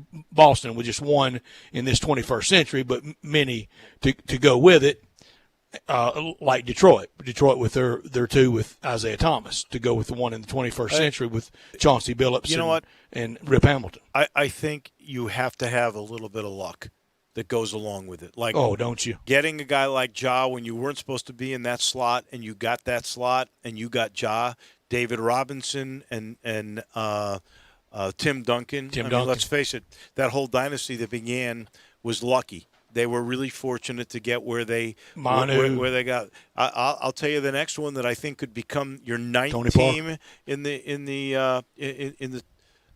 the new century. I think it could be Milwaukee, and who knew Giannis would be this good? Nobody was selling sunglasses at an outdoor market in Athens. That's got to be a movie sometime soon. That's got to Doesn't be it? a movie. Right by in the tourist area, right by the Coliseum. Yep. All right, we're going to talk. Coliseum's not in Athens. Boy, I'm way off. There is a Coliseum in Athens. Absolutely, there is. That's where the first Olympic Games were. Yeah. Okay. But that's what he was doing. That's how he was kind of discovered. I did not realize that he was discovered in Athens, outside the original Olympic Coliseum. He was selling sunglasses, and told somebody, "Say, hey, come watch me play," and they did. Don't tell me he was one of those guys going, "Hey, I got Oakley's here for $2." Well, you get a deal. I don't. They last about 2 weeks. Exactly. We will talk some baseball with Tim Doolin in a minute. I'll let you know our title sponsor for this hour of the program's Homer Skelton Hyundai in Olive Branch, and Genesis of Olive Branch. Same building right there at Craft Road and Highway 78. It's Lamar in Memphis. It becomes Highway 78 at State Line Road. And I like to say I think the standard, where the bar is set for how business, when it comes to cars, should be done. They always have product, and let's face it, this product is great. It's so good. Hyundai's, Genesis, you get a 10-year, 100,000-mile limited powertrain warranty with every new car you buy. But they also make you motivated. Try to find ways that you can get the newest technology and get the best ride possible. And right now at Homer Skelton Hyundai and Genesis of Olive Branch, 0% financing for 84 months. You never pay interest on the note. And you got 120 days on some select models to make your first payment. 4 months. We know. Pandemic, you might not have worked for a while. Now you got your job back in 4 months. It's easy. You can make that first payment. Go see my guys. You will understand what I'm talking about. You will love it at Homer Skelton Hyundai and Genesis of Olive Branch. Baseball pretty well set. We'll go over what they're going to do. There is one weird thing. You were right. They're going to have a runner to start the 10th inning at first base. We'll get Tim Doolin, who's usually old school, his thoughts on all of this when we return to Sports Time in just a minute. Search Sports 56 on Facebook and give us a like. And follow us on Twitter at Sports 56 WHBQ. This is Dave Wolf, President and General Manager at Southland Casino. I want everyone to know that Southland is ready to welcome you back. We have a new program in place to help us all stay safe. So if you're ready to play, the most spacious casino floor in the Mid-South is open for you. Blackjack is live, the slots are rolling, and our clean team is on the job. So make this short trip to Southland Casino. Together we'll play it safe. Must be 21 plus. Play responsibly. For help quitting, call 800-522-4700. Oh, my stomach. When you have nausea, heartburn, indigestion, upset stomach, diarrhea. Try new Pepto-Bismol Chews. The same fast relief of Pepto-Bismol, now in a delightful chew. Use as directed. Keep out of reach of children. Are you tired of staring at that dent? At Mako, getting collision repaired is as easy as book, quote, fix. Come to Mako for a collision repair backed by our best price guarantee. Uh-oh? Better get Mako. Hey, it's me, your cousin, from Boston. I'm on the radio doing ads for Sam Adams. Now I'll be known as the Sam Adams guy instead of the dude who fell in the quarry. Sam Adams Boston Lager is crisp and refreshing, which is why I bring a six-pack wherever I go, except the movies anymore. Sam Adams, from Boston with love. Here's the legal part. Watch how fast I can read. The Boston Beer Company, Boston, Mass. Drink responsibly. Now, is that 30 seconds? Are we even close? Looking for a great place to deposit your money? Try First Bank. Competitive CD rates, a money market that moves with Wall Street prime and interest-bearing checking account options. Not to mention their friendly bankers who make decisions locally. To find out more, stop by one of First Bank's 3 local branches. 6482 Poplar Avenue, just east of International Paper. 8398 Highway 64 across from Wolf Chase. And 6280 Highway 64 in Oakland. or visit firstbankonline.com. Member FDIC. Now, more of Sports Time on Sports 56 with Wolo and Stats. This hour of Sports Time is brought to you by Homer Skelton Hyundai. Here once again are Dave Woloshin and Brad Norsworthy.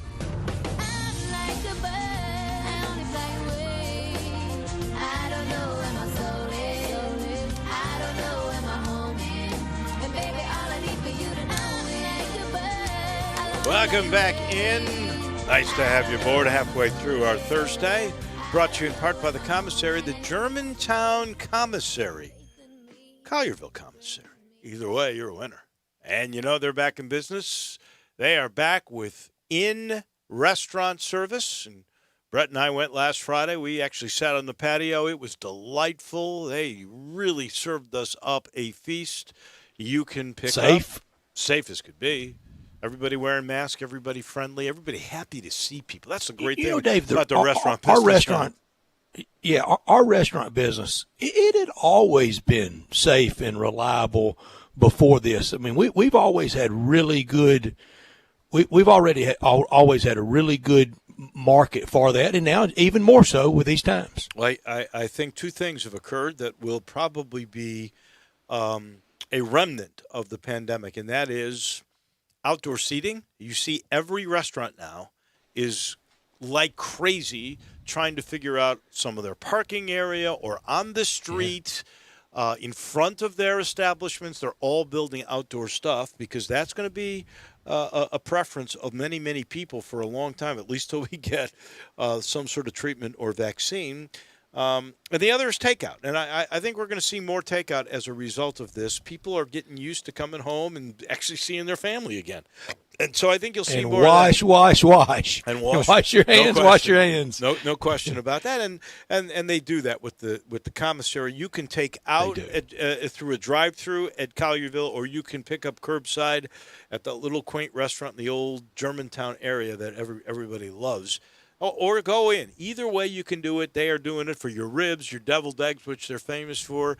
Brett loves that icebox lemon pie. I happen to love their banana pudding. I love their pulled shoulder. That's what we had. They've got great chicken. Anything you want, go in or take out. Hey, man, I dove into you and Andy's banana pudding, too. It was good. It was. It really was. The commissary, it's just so good, and it has been for such a long time. Our friend Tim Doolin on baseball. Tim was correct, and I'm happy I could say that. Baseball is definitely coming back. We've got games on July 23rd or 24th. It's only 60 games. I don't think there's going to be any cancellation, even though we've had COVID cases now over the last couple of days, including yesterday, the superstar in Colorado that got it. But we knew when we were bringing people back that would be the case. And now you wait. You got your 2 weeks. And I think by the time this thing starts, Tim Doolin, we're really going to have some pretty good baseball.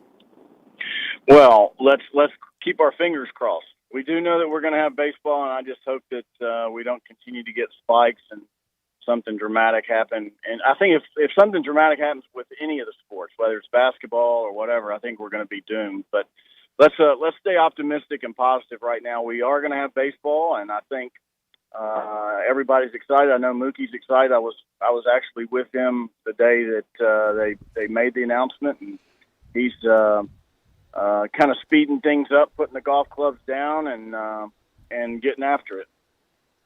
I bet so, Tim. And he is a great example. Mookie Betts is a great example for in Los Angeles. It could be the shooting star Hollywood blockbuster of 60 games of all time for a team that everybody's predicting to win it, and he could be right there central. It could be the shortest love affair in Hollywood since one of Elizabeth Taylor and Richard Burton's weddings.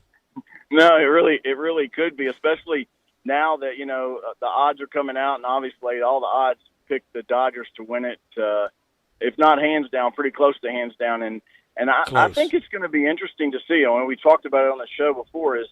Is all the dynamics that are going into this shortened season. It's going to be interesting to see how all these players deal with failure, deal with the fact that they're only playing 60 games. I mean, think about it. We talked about batting averages and how they're going to be affected over the course of 60 games because it's not that many at bats. Can you imagine a starting pitcher going, 3-0, and then all of a sudden giving it up for 2 or 3 innings? His ERA is going to skyrocket. It's just going to be crazy. But it's exciting, and I'm hopeful that Major League Baseball has a really good game plan, like we talked about last week, of how they're going to market it and how the fans can really engage in this. I have a question for you. I really don't understand it.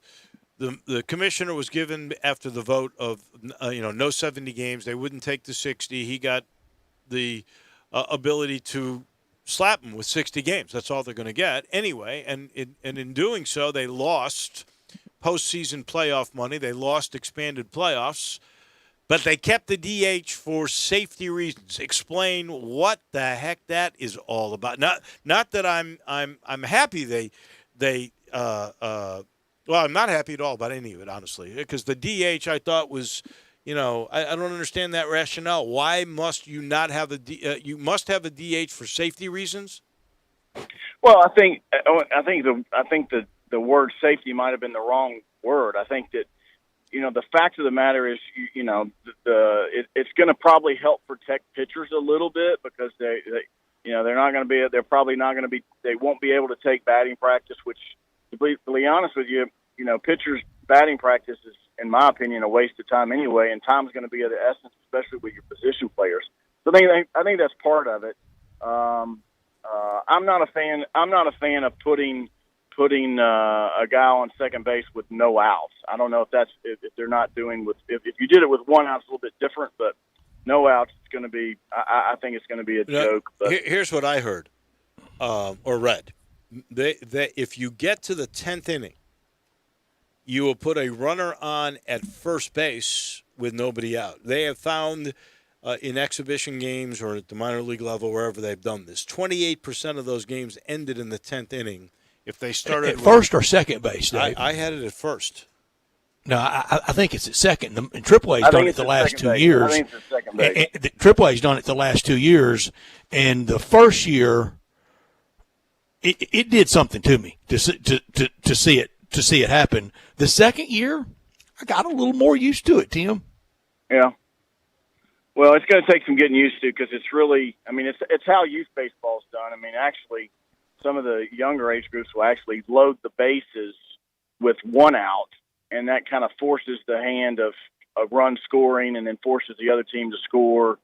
But anyway, nonetheless, we're going to have baseball, and I'm super excited about it. And I'm warming up to the restart. It will be a sprint. A team that gets off to a hot start can cruise a little bit. A team that gets out and buries himself a 2 up, 10 down start, you're probably done. Yeah, no kidding. And I think you're going to see more teams that are not as talented, say, as the Dodgers or the Yankees or some of the other teams that are just full of guys that are just awesome. I think you're going to see more teams expand upon the philosophy of what the Tampa Bay Rays have done over the years. Is Johnny Holstaff the game. There are going to be some guys doing some really adventurous things to try to create some momentum and some wins because, like you said, if you can go, if a team that's not supposed to do really well starts out 10-2, all of a sudden they're a contender.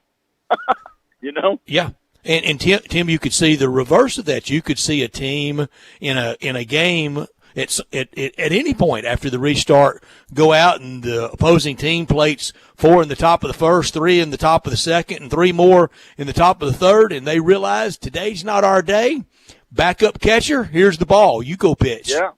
No, there's no question about it. And again, how they're going to manage their expanded rosters and how they're going to, potentially bring guys in from the taxi squad or call guys up, whatever you want to call them, to help them either give a guy a day off or to give them a shot of a B12, whether it's a position player or whether it's a starting or relief pitcher. Which is more likely? A guy hits 400 or we see Gibson's ERA mark fall? So which will be ahead, pitching or catching or a pitch? I think somebody could hit. I think somebody could hit 400. I really do. Because just knowing, having played, I think my sophomore year, I started out 40 for my first 80. And then all of a sudden we started getting snow, and we in March we got snow, and we were out for a week and a half to 2 weeks, and I cooled off literally. But so I think somebody could hit 400 if they get off to a really good start and get rolling. I think that could happen. And it will also highlight, Dave and Tim, when if nobody got to 400, or if no pitcher went under 112. Just how special those marks are. Well, they're going to be something for us to discuss and talk about, which would be good, because we definitely need something, another storyline to follow in a positive way. I don't think you're going to see it. It's not going to. It'll definitely have an asterisk by the record if they were to get it. Yeah, it could, Tim. I know you're pleased with the local product with Blaze Jordan, how things worked out for him and his deal with the Boston Red Sox, and to go be a part of that proud franchise. Look, every town has banks, and you'll cash the check at any of them, but to go be a part of the Red Sox. Well, he is super excited, and I know Mookie and I talked about it the other day at lunch, and he said, look, the good part about Blaze is that him being known as a hitter and already being somewhat of a social media star, he said Boston will embrace a guy that can hit, and there he's got the ability to play third, first, or left field, because left field's not, obviously it's a short porch, so they're paying for the bat, and where he ends up, I don't think is as relevant to them as it is to anybody. And he's super excited. He was supposed to fly last week to Fort Myers to JetBlue for his signing and for his physical. They canceled that, obviously, and now he's scheduled to go to Boston sometime in the next week to kind of finalize everything. But the contract's done, so he's super excited. He's just ready to get out and start banging balls. Play ball. Well, I got to give the people that were his handlers, and you're one of them, a lot of credit, because he ended up getting $1.75 million in a slot that was $675,000. You got the guy over $1 million more. Got double. That's a good deal. More than that. He got more than $1 million more than he would have gotten, and there's the only one bad thing about this is there's no minor league baseball, and he's certainly not going to play this year for the Boston Red Sox. I can't imagine. He didn't want to go to Ketchum, Idaho this summer anyway. That would be the case. So his development does sort of get slowed down here. Right. Well, I think the big thing is that he was ready. This guy's ready, and that's the whole crux of it. And so, from a development standpoint, I think what you're going to see is they're going to take guys like him to like an extended spring training or to instructional league or whatever to get his reps. And Tim, I don't want to get you in trouble with anybody, but it's not inconceivable that Blaze Jordan and Mookie Betts could be teammates together with the Boston Red Sox in a few years. It would not shock me at all if they went out and signed him as free agent. Yeah, no, I will tell you this, and I don't think Mookie would care that I said it, is that Boston told him when they traded him that they're going to be in on him as a free agent. They said they're probably not going to be the highest bidder, but I can tell you that if they're in the ballpark, he's going to consider them. I mean, there are some teams that he does not want to go to, even if they are a high bidder. So he's, when you get to the number that he's going to get a big number. He's not going to get probably as big a number as he would have if all this pandemic and all these things would not have happened. However, it's going to be, money that's going to be so irrelevant for him in the long term. He's going to pick a place where he's going to be comfortable and wants to, raise his daughter and his future kids, because it's going to be a long-term deal. But you win a World Series Cardinals in win 119 games with them, Dave. Well, you win a World Series, that changes everything, doesn't it? I mean, that it sure does. Have a lot more loyalty to that. Are the Cardinals and the Cubs and the Braves in the Mookie Bet stakes?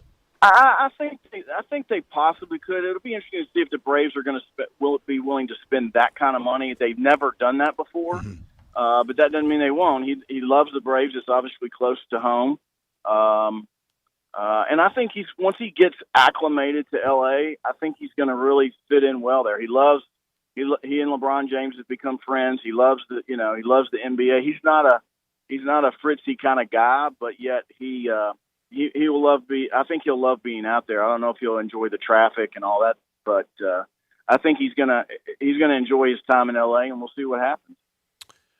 You guys were right. You do start on second base to start that inning in the 10th.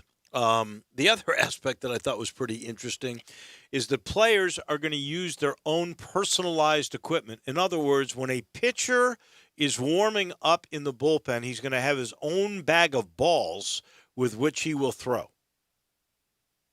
His name will be on them. Have you ever seen anything like that? Wow.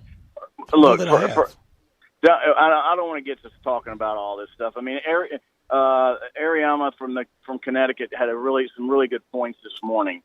He said, here we were when we were playing, when it all came out. They said, okay, after the game, you're not going to shake hands. You can touch elbows. But the whole game, we got our hands all over you, and we got our hands all over the ball.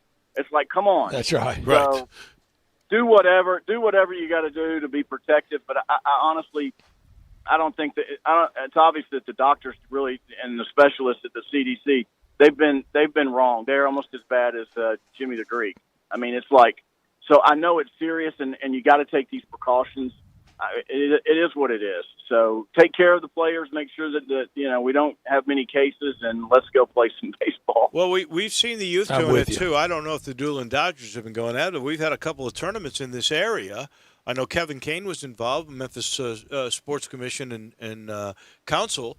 They had 70 team I'll be honest group. with you. We are playing, and there are tournaments going on all over the country, and that part of it really concerns me because no one is social distancing. Very few people are wearing masks.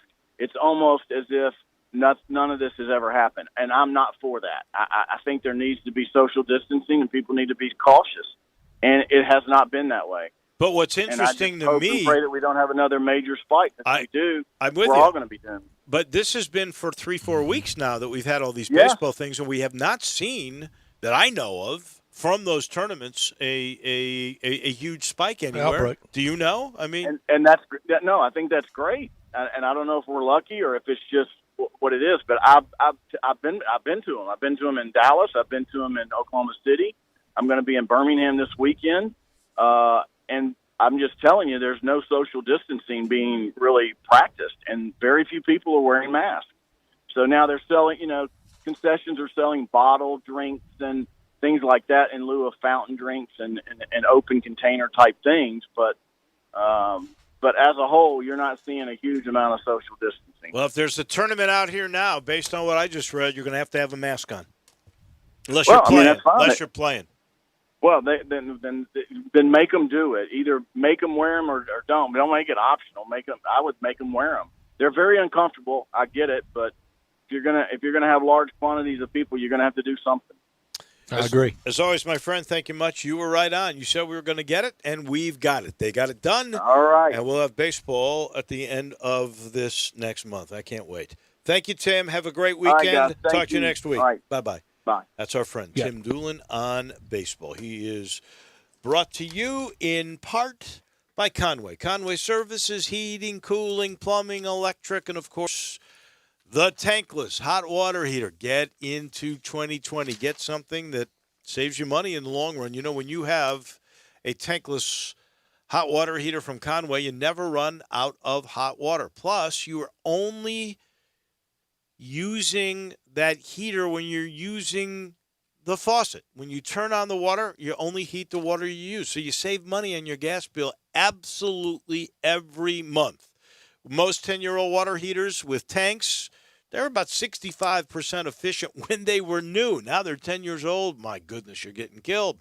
Tankless, 98% efficient. That's the way it works. And right now, John's got a price you'll love. Low as $79 a month, or he says, I'll give you $300 for your old tanked water heater relic.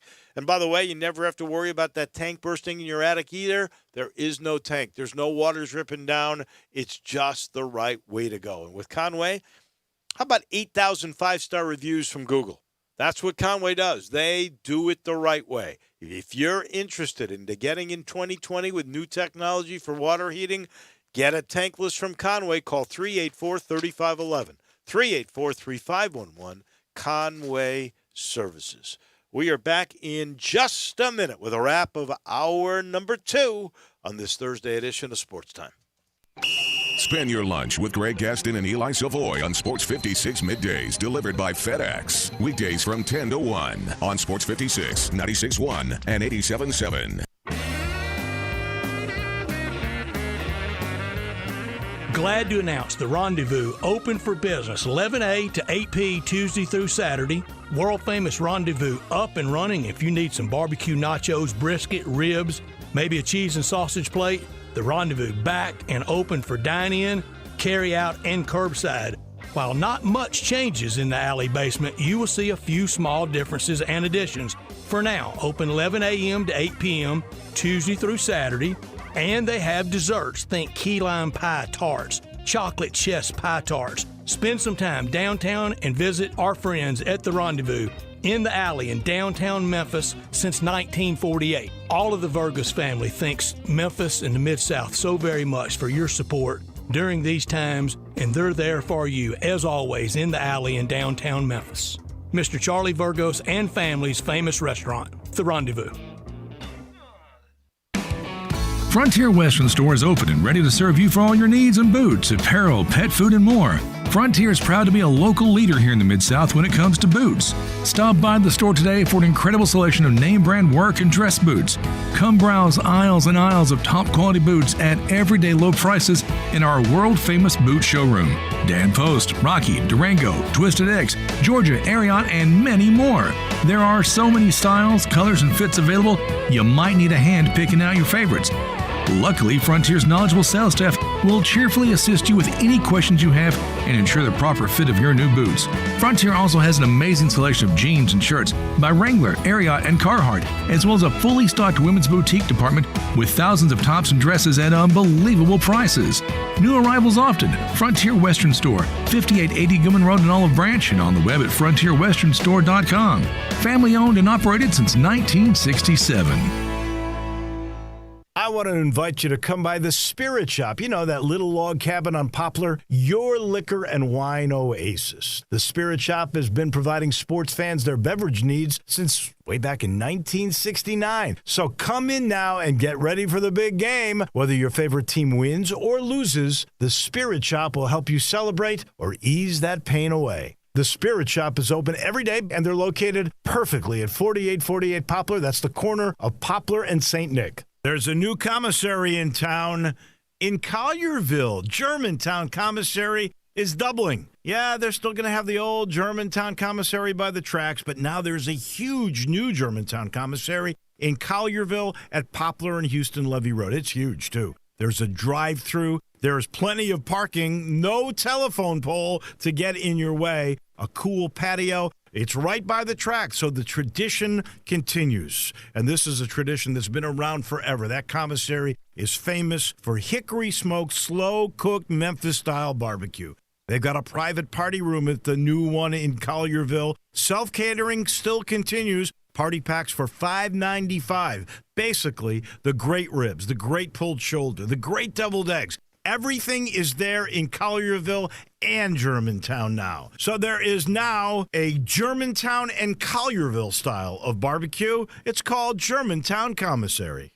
Now, more of Sports Time on Sports 56 with Wolo and Stats. This hour of Sports Time is brought to you by Homer Skelton Hyundai. Here once again are Dave Woloshin and Brad Norsworthy.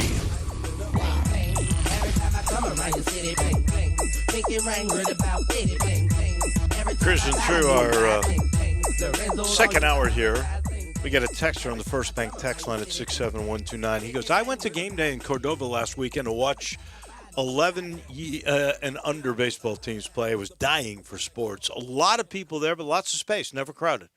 So maybe they were at least good. At Very game good. day, they were doing the social distancing the right way. There was a major. Hey, good for you going. Yeah. There was a major score put out today by the Canadian golfer Mackenzie Hughes. He shot a 60 today. How would you like to shoot 60 and it not be the course record by 2 shots? Well, yeah, that's true. That's Furyk, who actually played good today. But Mackenzie Hughes, 10 under, leads by 3 strokes over. Guess who? I don't have him this week. Rory McIlroy. He finally plays well to start a tournament. 7 under. Xander Schauffele.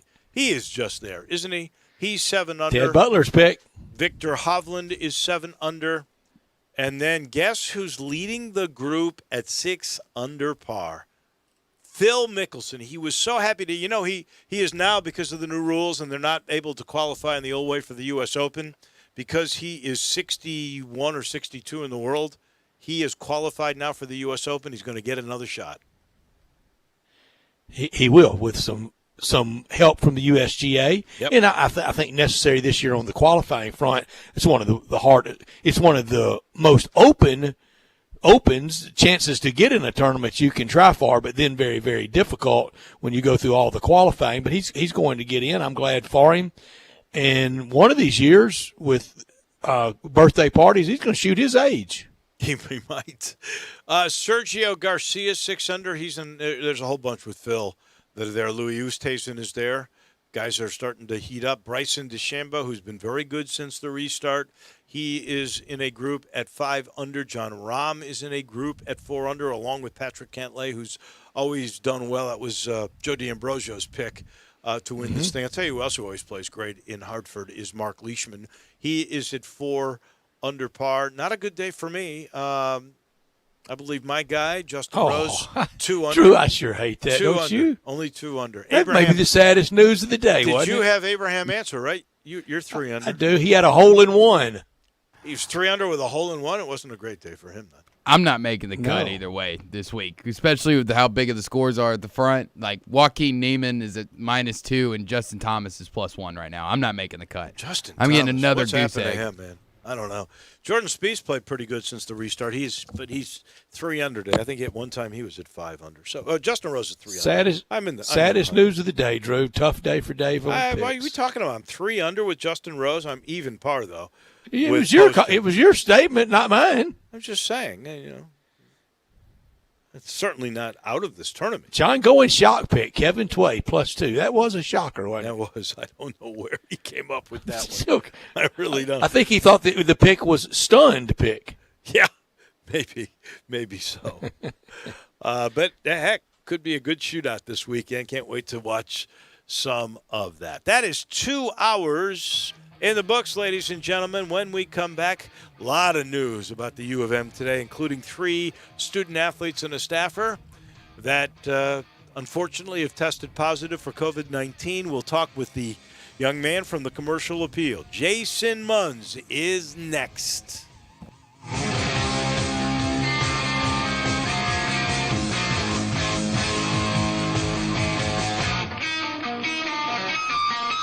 Anyone who builds, remodels, or repairs for a living, we know the way you work has changed. That's why Lowe's is committing today to build new ways to keep you working tomorrow. We are proud to introduce the new Lowe's for Pros job site, powered by Stream, an augmented video chat tool so you can be there for your customers without actually being there. And the cost to use? Try it free through October 31st at lowesforpros.com/proloyalty. Just one of the reasons why Lowe's is the new home for pros. Services subject to Stream terms. Lowe's loyalty membership required. More terms apply. Hey, it's me, your cousin, from Boston. I'm on the radio doing ads for Sam Adams. Now I'll be known as the Sam Adams guy instead of the dude who fell in the quarry. Sam Adams Boston Lager is crisp and refreshing, which is why I bring a 6-pack wherever I go, except the movies anymore. Sam Adams, from Boston with love. Here's the legal part. Watch how fast I can read. The Boston Beer Company, Boston, Mass. Drink responsibly. Now, is that 30 seconds? Are we even close? Hi, I'm Greg Gaston for Window Genie. Window Genie is a trusted name in window cleaning, but they do so much more. They can take care of your home or business. They clean interior and exterior windows with a streak-free guarantee. They clean gutters, do pressure washing and house washing. They can also clean and seal concrete, brick, and natural stone. Locally owned and operated, insured and bonded. Get your free estimate today and ask for the Sports 56 discount. Call 901-424-4100 and leave the dirty work to Window Genie. If you want to make money in sales, Flynn Broadcasting wants you. If you can sell, Flynn Broadcasting has a great career waiting for you. If you can sell, we have great benefits, salary, commission, sales leads, and a great place to work. If you can sell, let us know today. Send your resume to jobs@flynn.com. Can everyone sell? No. But if you can, Flynn Broadcasting wants you. Apply today at jobs@flynn.com. Start your great career today at jobs@flynn.com. Flynn Broadcasting wants you. We are Sports 56 WHBQ Memphis, WIVG-FM Tunica Memphis, and WPG-FLP Memphis. Flynn Broadcasting Stations. Welcome back to Sports Time on Sports 56 with Waldo and Stats. This hour of Sports Time is brought to you by DeSoto Auto Sales. Here once again are Dave Woloshin and Brett Norsworthy.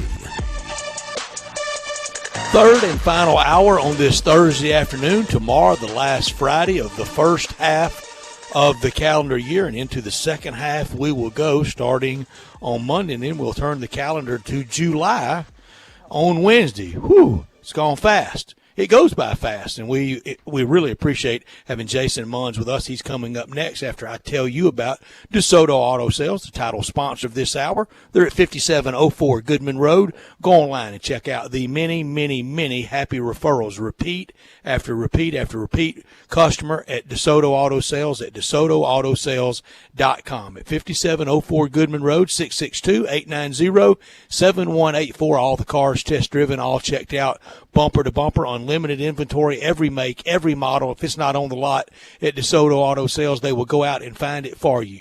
And when you get down there, you will be treated like family by kind, courteous employees, laid-back atmosphere, no high-pressure sales, but they care about your time, and they want you to enjoy the ultimate car experience. Walk in within 45 minutes, test drive your car, credit approved, paperwork completed in less than an hour. 45 minutes in time to do it over your lunch hour or immediately after work at DeSoto Auto Sales down in DeSoto County at 5704 Goodman Road. We're living in a world today that time matters, and they know that, and that's why they keep it simple at DeSoto Auto Sales. Come on down to DeSoto County for that town and country experience on Goodman Road at DeSoto Auto Sales. Jason Munns covers the Tigers for the Commercial Appeal, and the big news today, 3 student athletes have tested positive for coronavirus. Also a staff member. We know the football team had been around since June 6th. They came back with 0. Yesterday, the basketball teams came back, and they were tested. So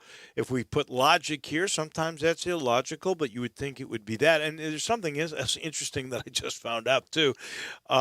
Memphis has their own coronavirus update. It's www.memphis.edu/coronavirus update. So the university is really trying to be as transparent, still keeping HIPAA in mind, but as transparent as they possibly can. What was your first reaction, Jason, when you saw that news today? I would say my first reaction was it was good news. I mean, when you think about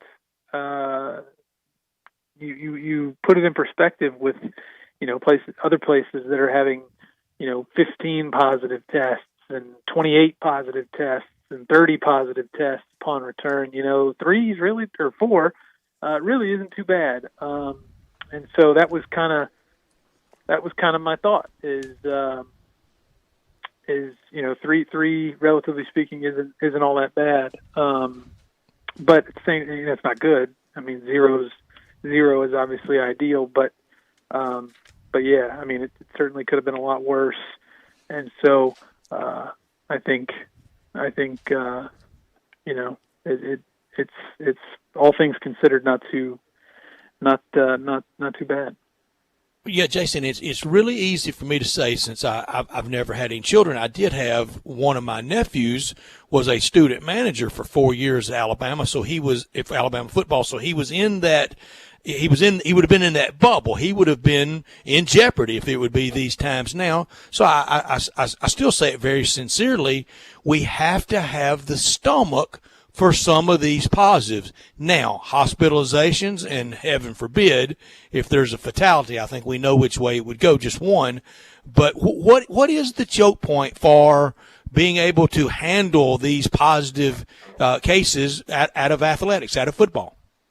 I think right where you said. I mean, if it's to the point where somebody has to go into the hospital, then that's really that's where it's time to start. It's a game changer. Getting pretty concerned. And I mean, not saying that anybody who goes into the hospital because of this virus is, it's not a death sentence or anything, but it's certainly not good. So I think as we've learned over the course of the last 3 months, that just because you test positive, that doesn't necessarily, there are people who don't feel any effects whatsoever. And so you hope, until you're told otherwise, you hope that that's exactly what's happening with these 4 people or whoever gets it. You hope that they're not feeling any ill effects from the virus, and they'll self-isolate for 2 weeks and get over it, and they won't give it to anybody else, and we can all move on. I do believe the university is really well prepared with protocol and procedures, that they, as soon as this occurred, they knew exactly what they were going to do. Oh yeah. Yeah, no, I got that sense as well. And I've been impressed with, like you said, the level of transparency and just the procedures that they've put in place and policies and things like that, and talking to different people. It's not being taken lightly, nor should it be, but it definitely isn't being taken lightly. Every precaution and every step is being monitored, and all that stuff to make sure that that everything goes as smooth as possible, and everybody is being looked after properly. Jason, what story alarmed you the most? The story of the business details of potentially the Grizzlies, or the positive cases? The positive cases to me was I do not want to be heartless whatsoever, but I knew they were coming. I didn't know this Grizzlies story totally was coming like this, but it wasn't a total shocker. Which one shocked you the most? Yeah, I was going to say, I think they're both probably my reaction as far as, level of surprise or level of, caught off, whether I was caught off guard. I think it was probably the same. You kind of in the back of your mind knew that, there's been a lot of talk over the years that with the Grizzlies and the city and all that stuff, that there was always sort of this potential, right? That Memphis had to support the team in order to keep it, and given the circumstances that we're under, that the country, that the world is under with COVID and all that stuff, it was really just almost inevitable that they were going to fall short of the numbers that they had to hit in terms of money and things like that. So, and attendance and all that. So,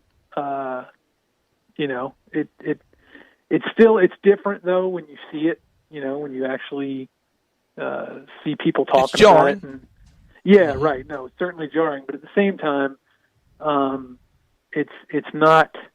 It shouldn't. Nobody should panic either. And I think that's kind of the same reaction I had to the positive COVID tests for these 4 people in Memphis. It's like, yeah, it's jarring, but I don't know at this point that it's worth worth panicking over. I'll Man, take Dave, we don't want to play poker against Munch, do we? No. He's pretty he's pretty level-headed. Well, I'm going to tell you this. I take a little different slant on it.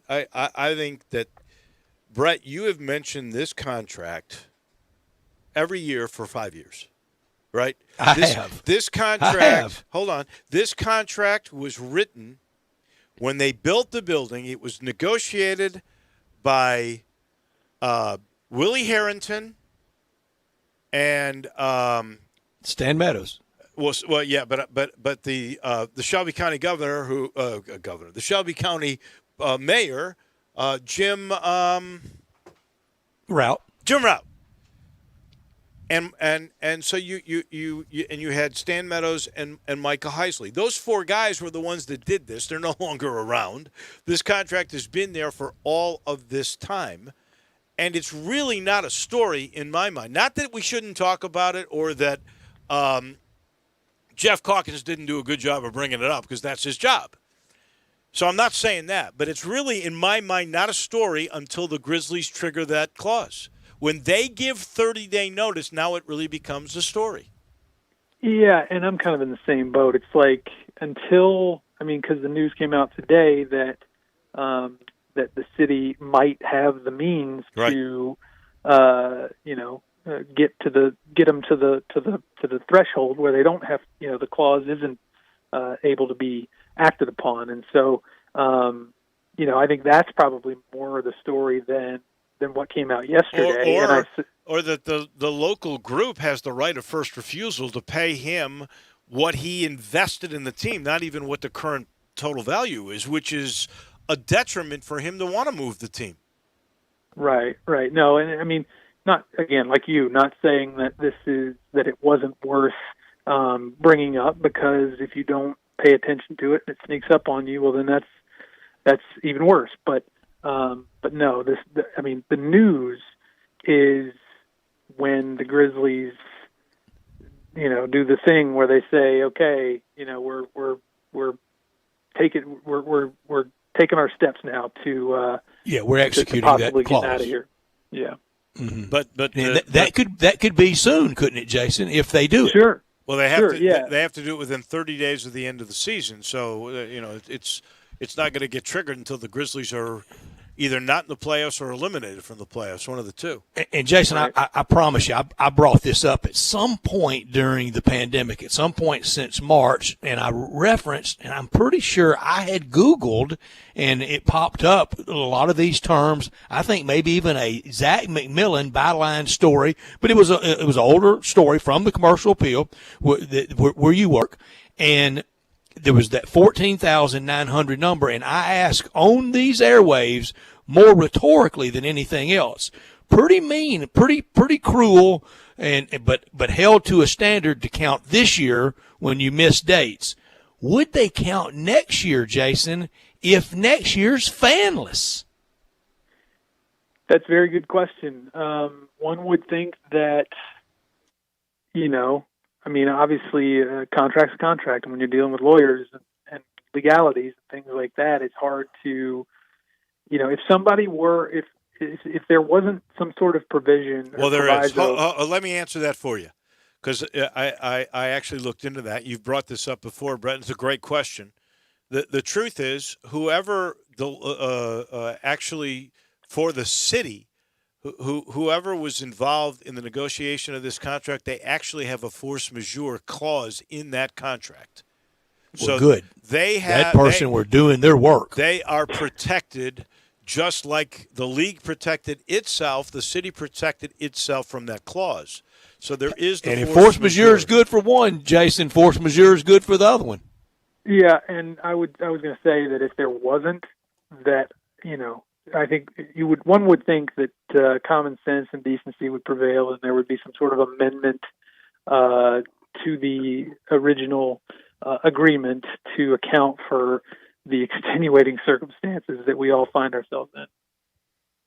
But doesn't have to be that way now because of what Dave just said. Well, and back to Brett's original question about which one was more shocking, for me, it comes out to be the fact that for the first time, the University of Memphis is affected by the coronavirus. I mean, I think that's certainly the more immediate, as far as immediacy is concerned, it's the more impactful. Yes, it's the very first acknowledgement of any sort of any time that coronavirus has affected anybody at the University of Memphis. And that, I mean, even though we are 3 months into this, that is still some pretty substantial news there. And you just you can't help but wonder, was there any transmission between the time that these people returned to campus and the time that they tested positive? And you hope not, but you certainly got to be wary of that possibility until further notice, I guess. In the meantime, Jason, I promise I'm going to get to a Musa Cisse question in a second. I think Dave wants to as well. But I want to go to your home state of Mississippi and All right. and what they've had going this week and today in a show of force at the state capitol in Jackson. I mean, you'd think that group of coaches might have climbed up there and torn that darn flag down. But I thought Mike Leach had the cutaway quote of the day. A state flag should be unifying. This one is not. It's got to come down. No, I mean, they're 100%. And I can't see there not being a change. Just between the pressure that the state has on it from so many outside, from the NCAA, from the conferences. There's the SEC, there's Conference USA, there's the Division Business, II, the Baptist Church. I mean, everybody unified. It's like everybody but the legislature. You know what I mean? And I mean, there's no telling what conversations are being had behind closed doors. I mean, they could be working up a deal right now to get it all done, and they're just not saying anything. But I just can't envision, with this much pressure, that there wouldn't be a change. I mean, the state of Mississippi would be flushing away a whole bunch of money and just inviting even more pressure, even more scorn. Exactly. And scrutiny on everything. And for what? Yeah, and Jason, even could imperil SEC membership for Mississippi State and Ole Miss. I mean, you get Kylan Hill going public and saying, as long as that flag is still flying, you can kiss me goodbye. Listen, I mean, it goes back to what I said before. Common sense and decency. There's a severe lack of it, and has always been a severe lack of it, I think, in a lot of ways, not just in Mississippi or here, there, or wherever, but it's time for those two things to prevail, and I certainly hope it does. Before you worked here, you worked in that state where you lived, and you've got a good feel for the people. You mentioned the legislators, and they, in essence, have to answer to their voters. And I'm not making any. I'm not hiding from it. I think they should get rid of that flag, and they should do it immediately. But they had a vote 19 years ago on this very same topic, and what was it? 65% voted to keep the flag. They said, right, this is our heritage. We want it. So I guess my question is, even though you've been here for a little bit, you haven't been that far removed from that state. If they had an election today, which is something their governor, Tate Reeves, was actually saying they should do, I don't think you'd do it this quick, but would it pass?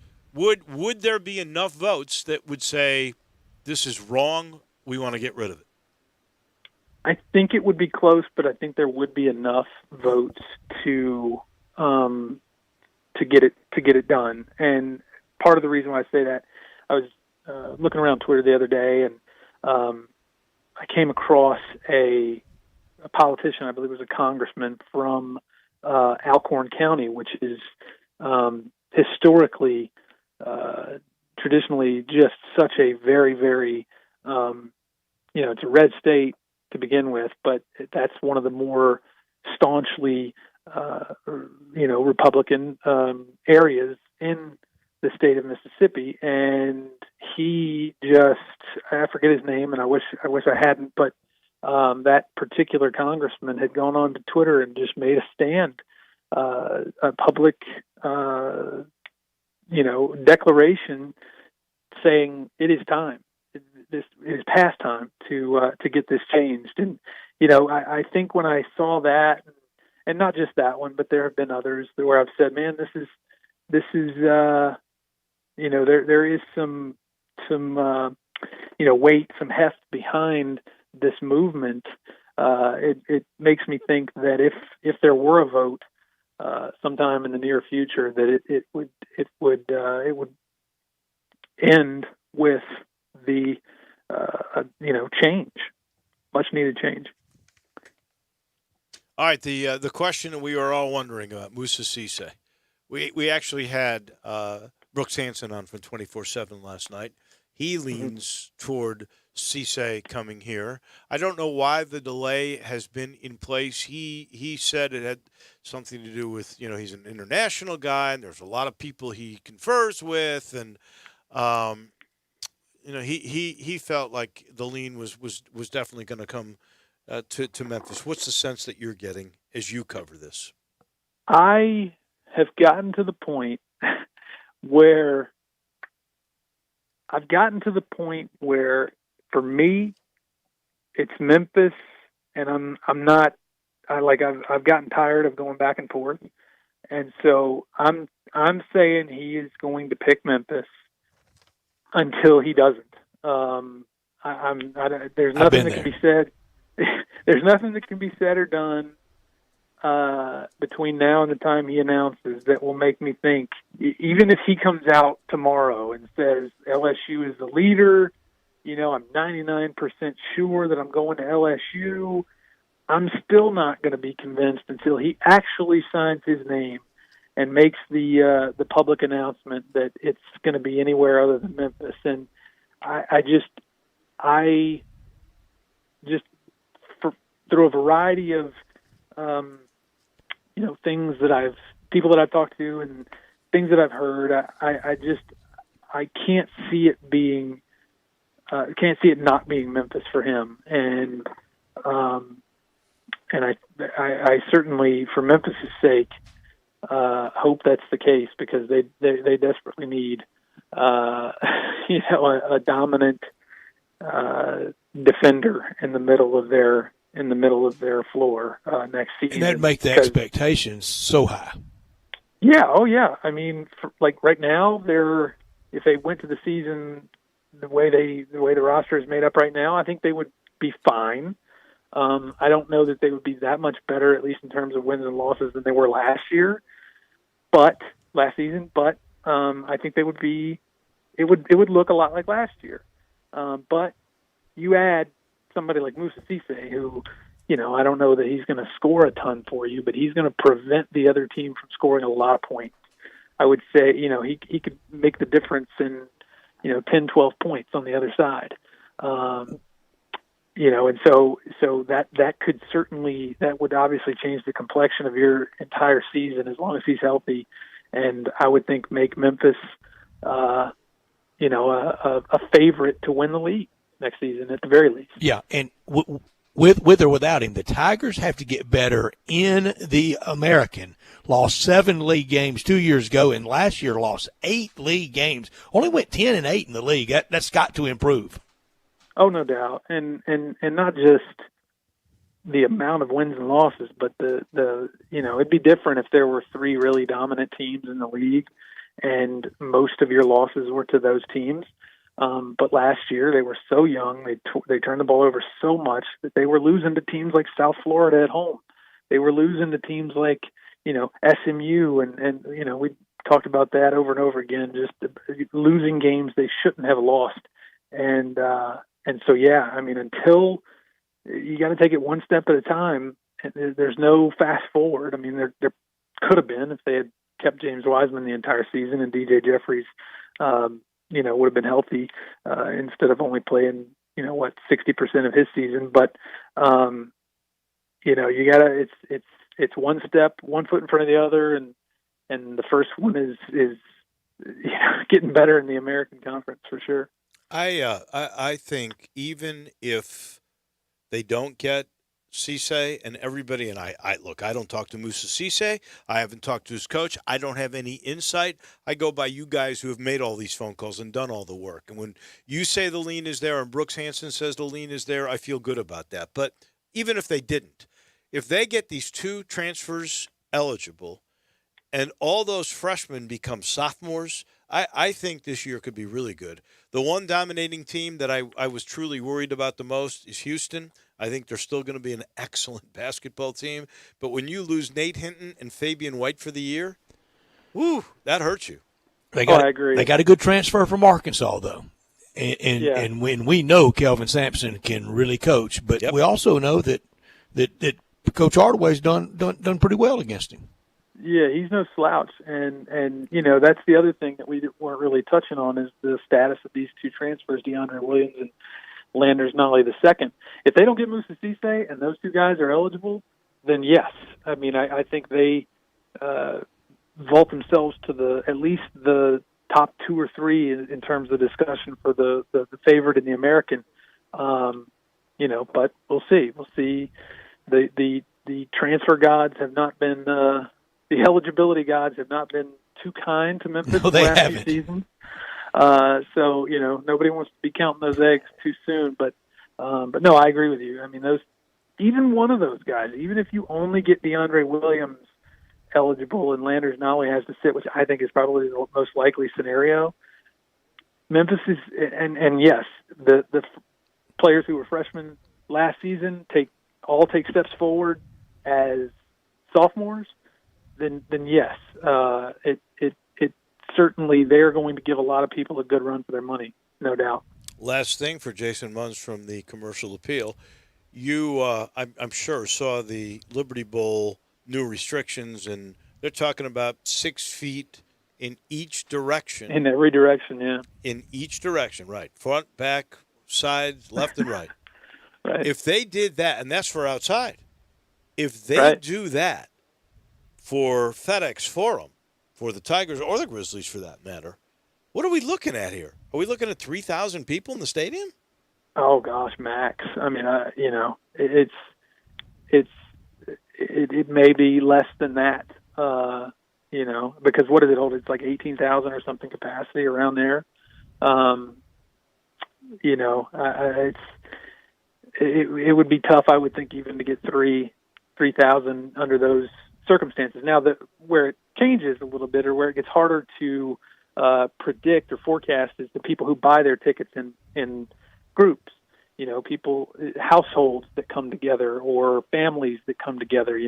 Those guidelines that were put out there said that people will be allowed to sit together. They just have to buy their tickets together. You can't have your family of 4 buy tickets and your neighbor down the street's family of 4 buy tickets and then all meet up at the stadium and sit together. No, it doesn't quite work like that. But if enough groups buy tickets together and are willing to sit together, then you could squeeze some extra people in here and there that would help the numbers and help the way it looks. But you got to live together to do that, right? I mean, isn't that the way the requirement would be? Yeah, it just can't be a neighborhood gathering. Right. It can't be because we sat next to you for 20 years doesn't necessarily mean you get to that sit. changes this year. I think so. Yep. So Jason, it's going to be spotty for sure. Thank you so much. We'll do it again soon. All right. Appreciate it, guys. That is Jason Munz. Thank you, Jason. Commercial Appeal. He's brought to you by Ken Garland. Ken Garland Custom Home Builders, and Ken knows. Oh, he knows. You're committed. You're really going to make a financial commitment to get that dream home you've wanted forever. Maybe you've got land. You're not sure what to do with it. Ken knows.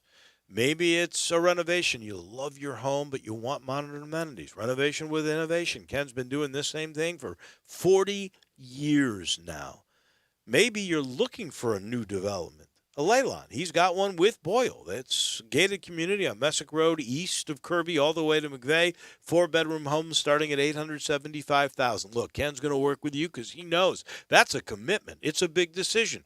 He will absolutely contact you all the time, and, he understands what you expect. That's quality construction, on time, on budget. Go look what he's all about, kengarland.com. Check into a Leylon and then make a call. 751-1632. 751-1632. He's always on the money. He is Ken Garland, Custom Home Builders. I've got a question for you. Some people would take one side. It might be Kennedy Chandler's. The other might be John Harrington's. There's a debate about what should a coach do allowing a player to come back on another team if he's left to play in a tournament. We'll get your thoughts on that in just a minute. Want to get your voice heard? Hit us up on the First Bank phone line or First Bank text line. Oh, my stomach. When you have nausea, heartburn, indigestion, upset stomach, diarrhea. Try new Pepto-Bismol Chews. The same fast relief of Pepto-Bismol, now in a delightful chew. Use as directed. Keep out of reach of children.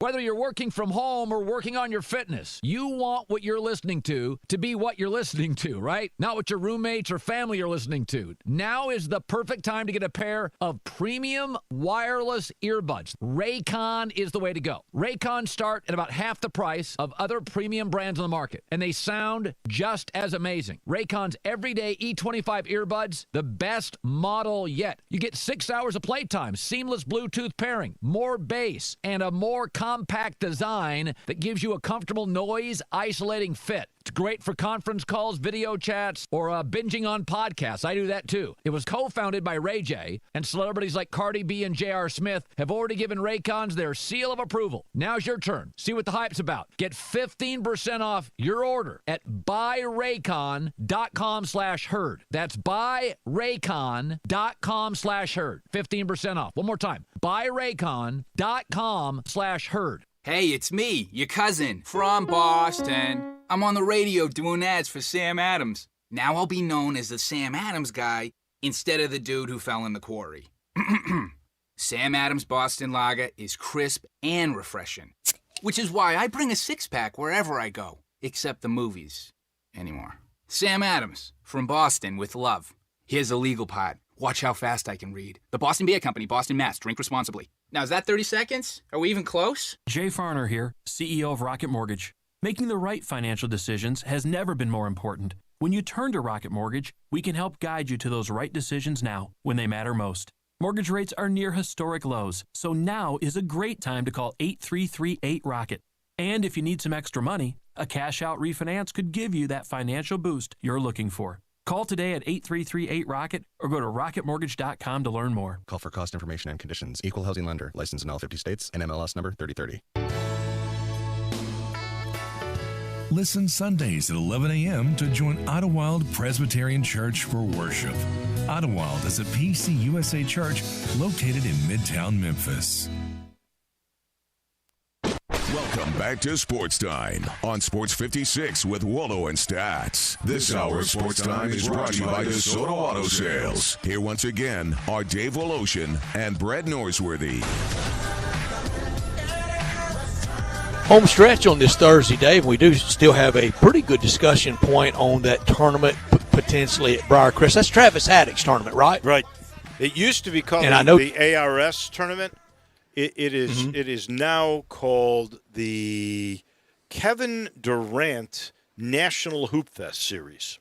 Yeah, I knew he was aligned with Kevin Durant. I know Travis well, and I like him a lot. We're friends, and I know he, through the years, has raised and has worked so diligently and so very hard and successfully in raising a lot of money for St. Jude Children's Research Hospital. That is his cause all the time, and it is a sincere interest for him for sure. We'll discuss that coming up. I want to let everybody know about, if you want to look at the all-new hot Chevy trucks, you got to go to All-Star Chevy in Olive Branch. You get more new Silverados than you'll find anywhere at a lot less. Some still have zero interest for 84 months with GM financing or thousands in cash back for summer. If it's a new Chevy you want, Olive Branch is where you want to be. Drive one of these new Blazers or Suburbans, and you'll talk about a great summer road trip if you're in one of these nice vehicles. Finance with GM, and you could be payment-free all summer. All-Star certified pre-owned Chevy collection is huge. I'm looking at Tahoes, Malibus, Impalas, Suburbans, everything the new ones have, warranties and all. Just thousands less. This is the real deal. Remember, it's not the Pike, not South Haven, not Mount Moriah or Collierville. It's got to be Olive Branch. Everyone at All-Star with one job. Make sure you get the best deal. Have fun doing it and do it in record time. Find new roads to Kraft Goodman Road in Olive Branch or go to allstarautogroup.com. I'll also let you know this portion of the show brought to you by Brian Elder Roofing Solutions. Now, roofing's an essential emergency service. Sadly, a lot of us don't realize that until the damage starts affecting the inside of your home. Please don't wait till the problem gets that bad. Call now, especially if you haven't thought about your roof in years.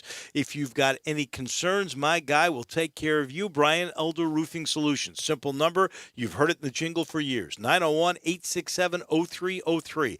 867-0303. Brian Elder Roofing Solutions. They only use the best products on the market. They also provide their customers with one of the best warranties for roofing contractors, period.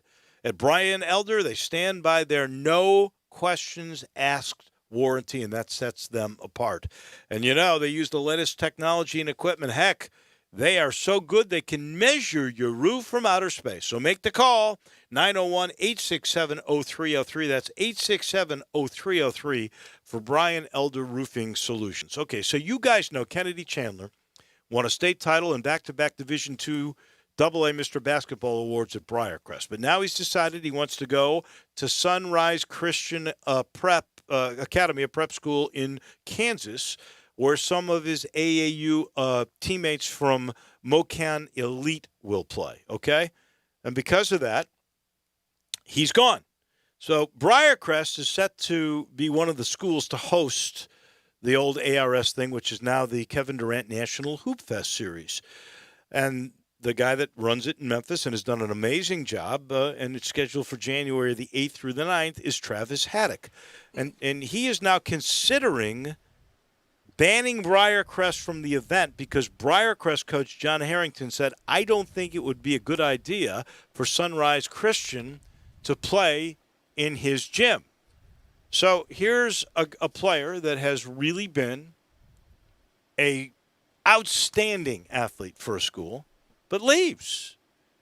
And now he wants to come back and play in his home gym against his old team. I can see both sides of this story. I can too.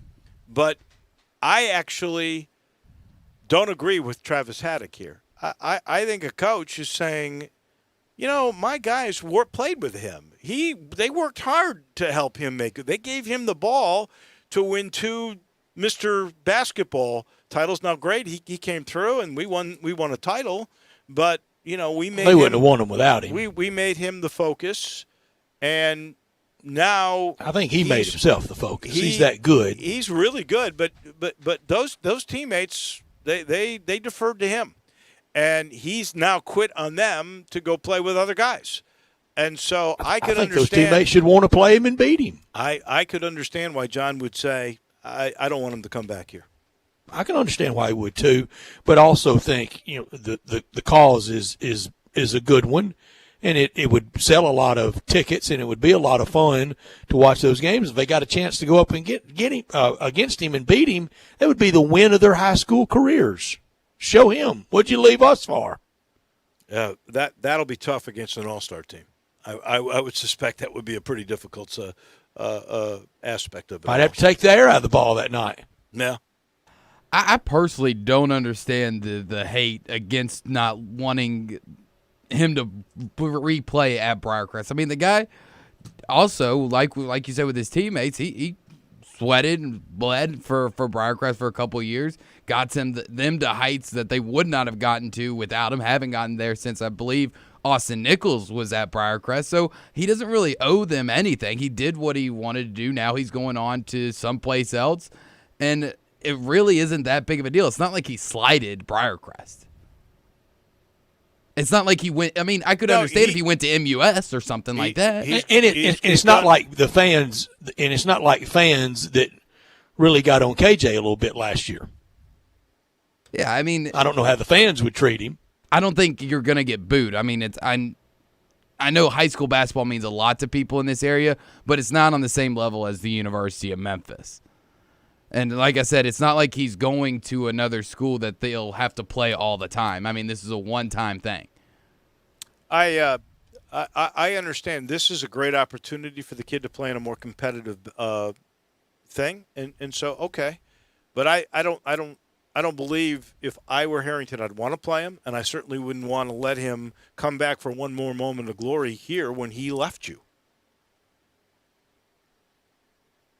I understand both sides of it. I tend to get the John Harrington side, and I don't always agree with some of the things I've seen John Harrington do over the years, but I get this one. I mean, I get where he's coming from, but it's almost like just be a good sport about it, all right? Like it almost feels like he's holding a grudge against him. Well, Travis Haddock believes that because he's now considering banning Briarcrest. Kind of be the adult in the situation from here, playing buddy. in the tournament. Yeah, and Dave, on the whole FedEx Forum issue, I don't think the Grizzlies will go anywhere. We'll know soon if they're going to execute that language in the contract. It's going to come up very soon. But if they did, if there was a doomsday scenario that they left, people really need to think this out. You need to really put your thinking cap on about it, because for the Tigers going forward, the maintenance and control of FedEx Forum would change a lot. The seating configuration, the capacity, the boxes, all those offices, a lot of that would really, really change going forward for Tiger basketball. The capacity would have to come down, and then that would impact something in the future like hosting NCAA tournament regionals. I don't know how when so much of your income is tied into seat donations, you get priorities by donating so that you get a great seat. And if you're going to take out 70% of the seats, how can that financial model work? I don't think it would be that much, but it would no longer be 18 and change or whatever it is now. It would be some reduction. I don't know if it would be 70%. I was thinking a little thinner than that, but it could be doomsday on a lot of fronts. The shock, the jarring jolt of losing the Grizzlies would be something for this town. Then for the Tigers to go forward at FedEx Forum, it would not, those ribbon boards and that scoreboard and the upkeep on that, because that technology changes in a blink of an eye, and next time is more expensive than last time.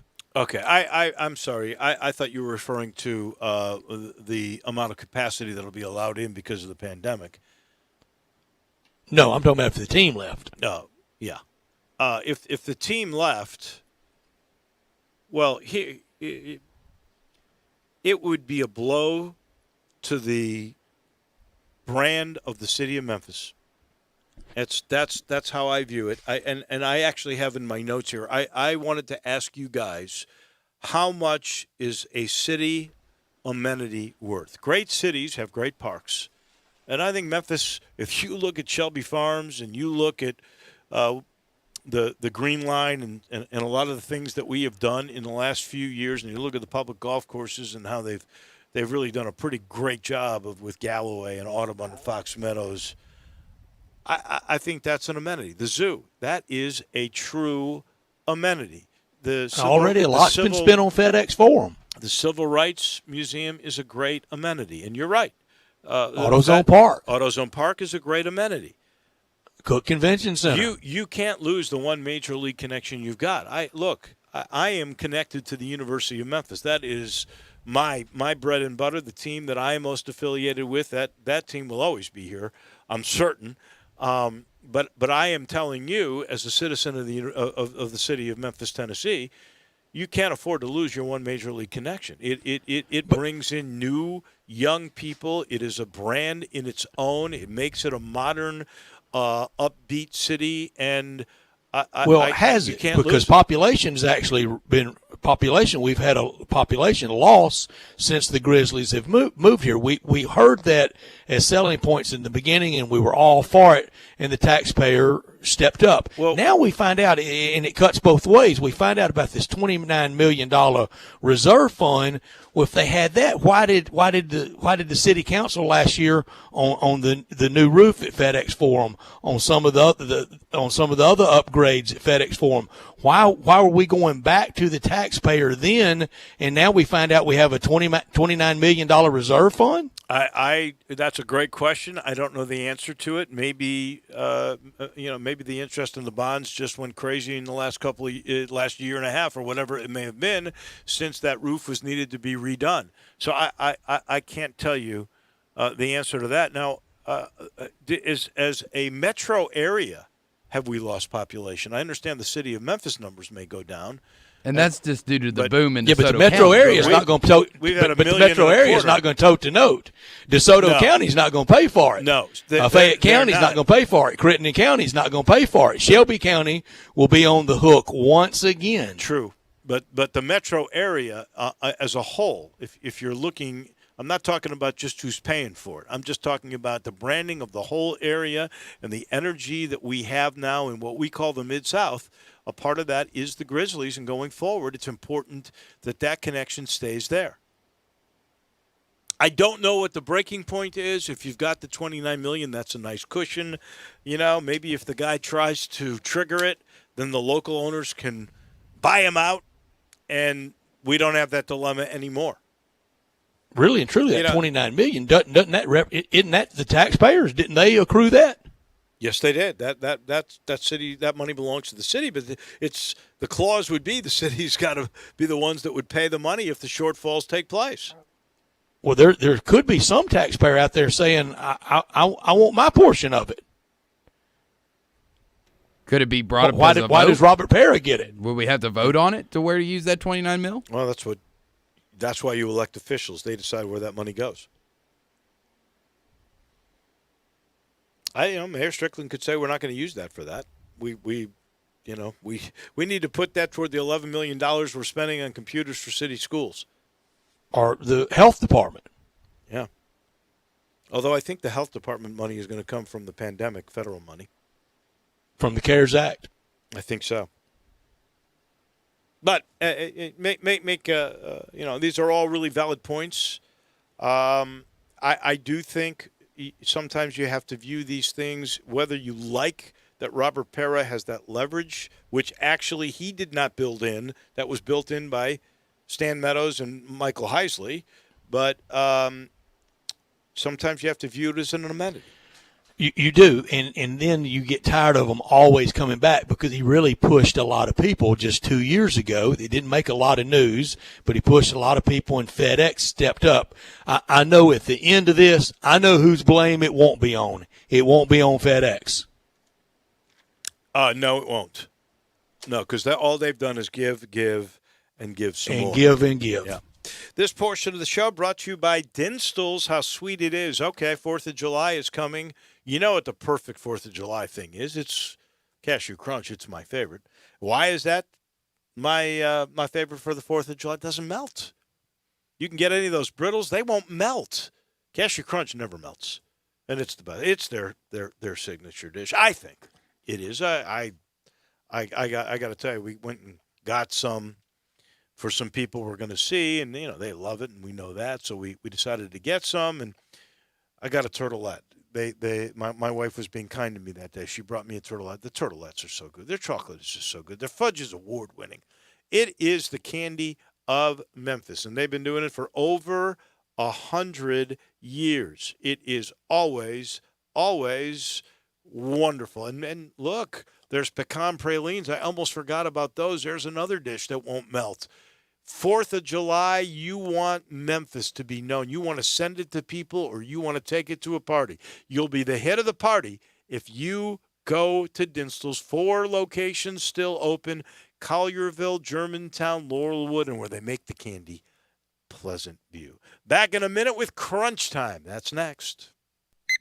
Start your day with Sports 56 Mornings with Peter Edmiston and CJ Hertz. Right here on Sports 56, 96.1 and 87.7 FM. Is your wife asking you to stop eating junk food? Well, we have you covered at Humdinger's. It's quick and it's healthy, and most important, it tastes amazing. With many choices from salmon salad to rainbow trout and grilled asparagus. Come visit us for lunch at Humdinger's, 6300 Poplar Avenue. So good, Coach Penny eats with us weekly. Don't forget, Humdinger's offers full-service catering for weddings, social events, or your corporate lunches. You can call 901-260-8292 to find out more.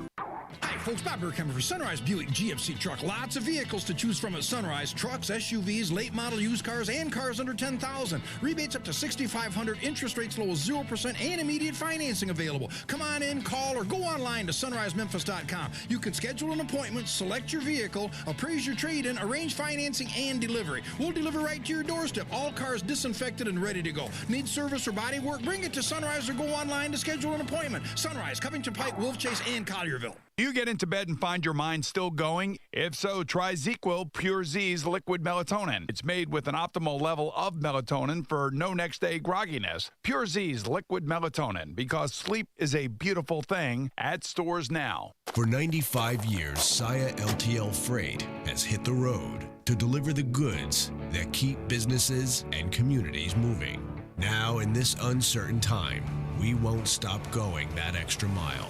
Because at the end of the day, we are all in this together for the long haul. Saia LTL Freight, driving stability, safety, support, and strength. Visit Saia.com.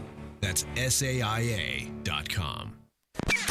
Welcome back to Sports Time on Sports 56 with Waldo and Stats. This hour of Sports Time is brought to you by DeSoto Auto Sales. Here once again are Dave Rolosian and Brad Norsworthy.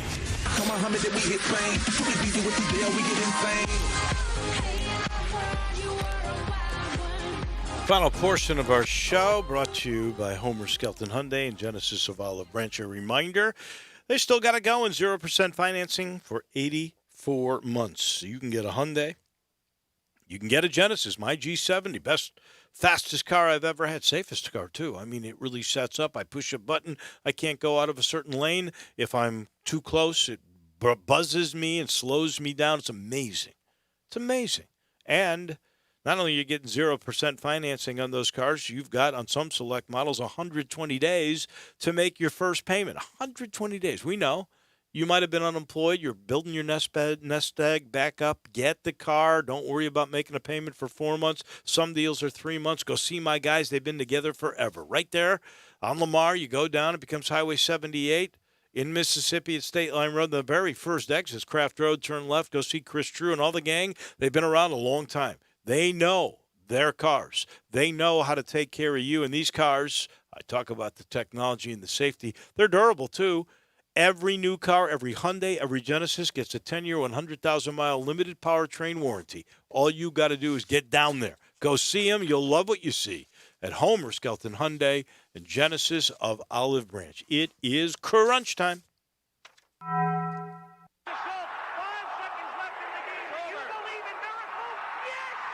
Go crazy, folks! Go crazy! This is Geraldo. It is crunch time. You are looking live. In your life have you seen anything like that? Take questions again for the student athletes at this time, please. What's happening, big dog? How you doing? Is this thing working? It's obviously crunch time. Hammer, nail, coffin. This baby is over. Woo! Woo!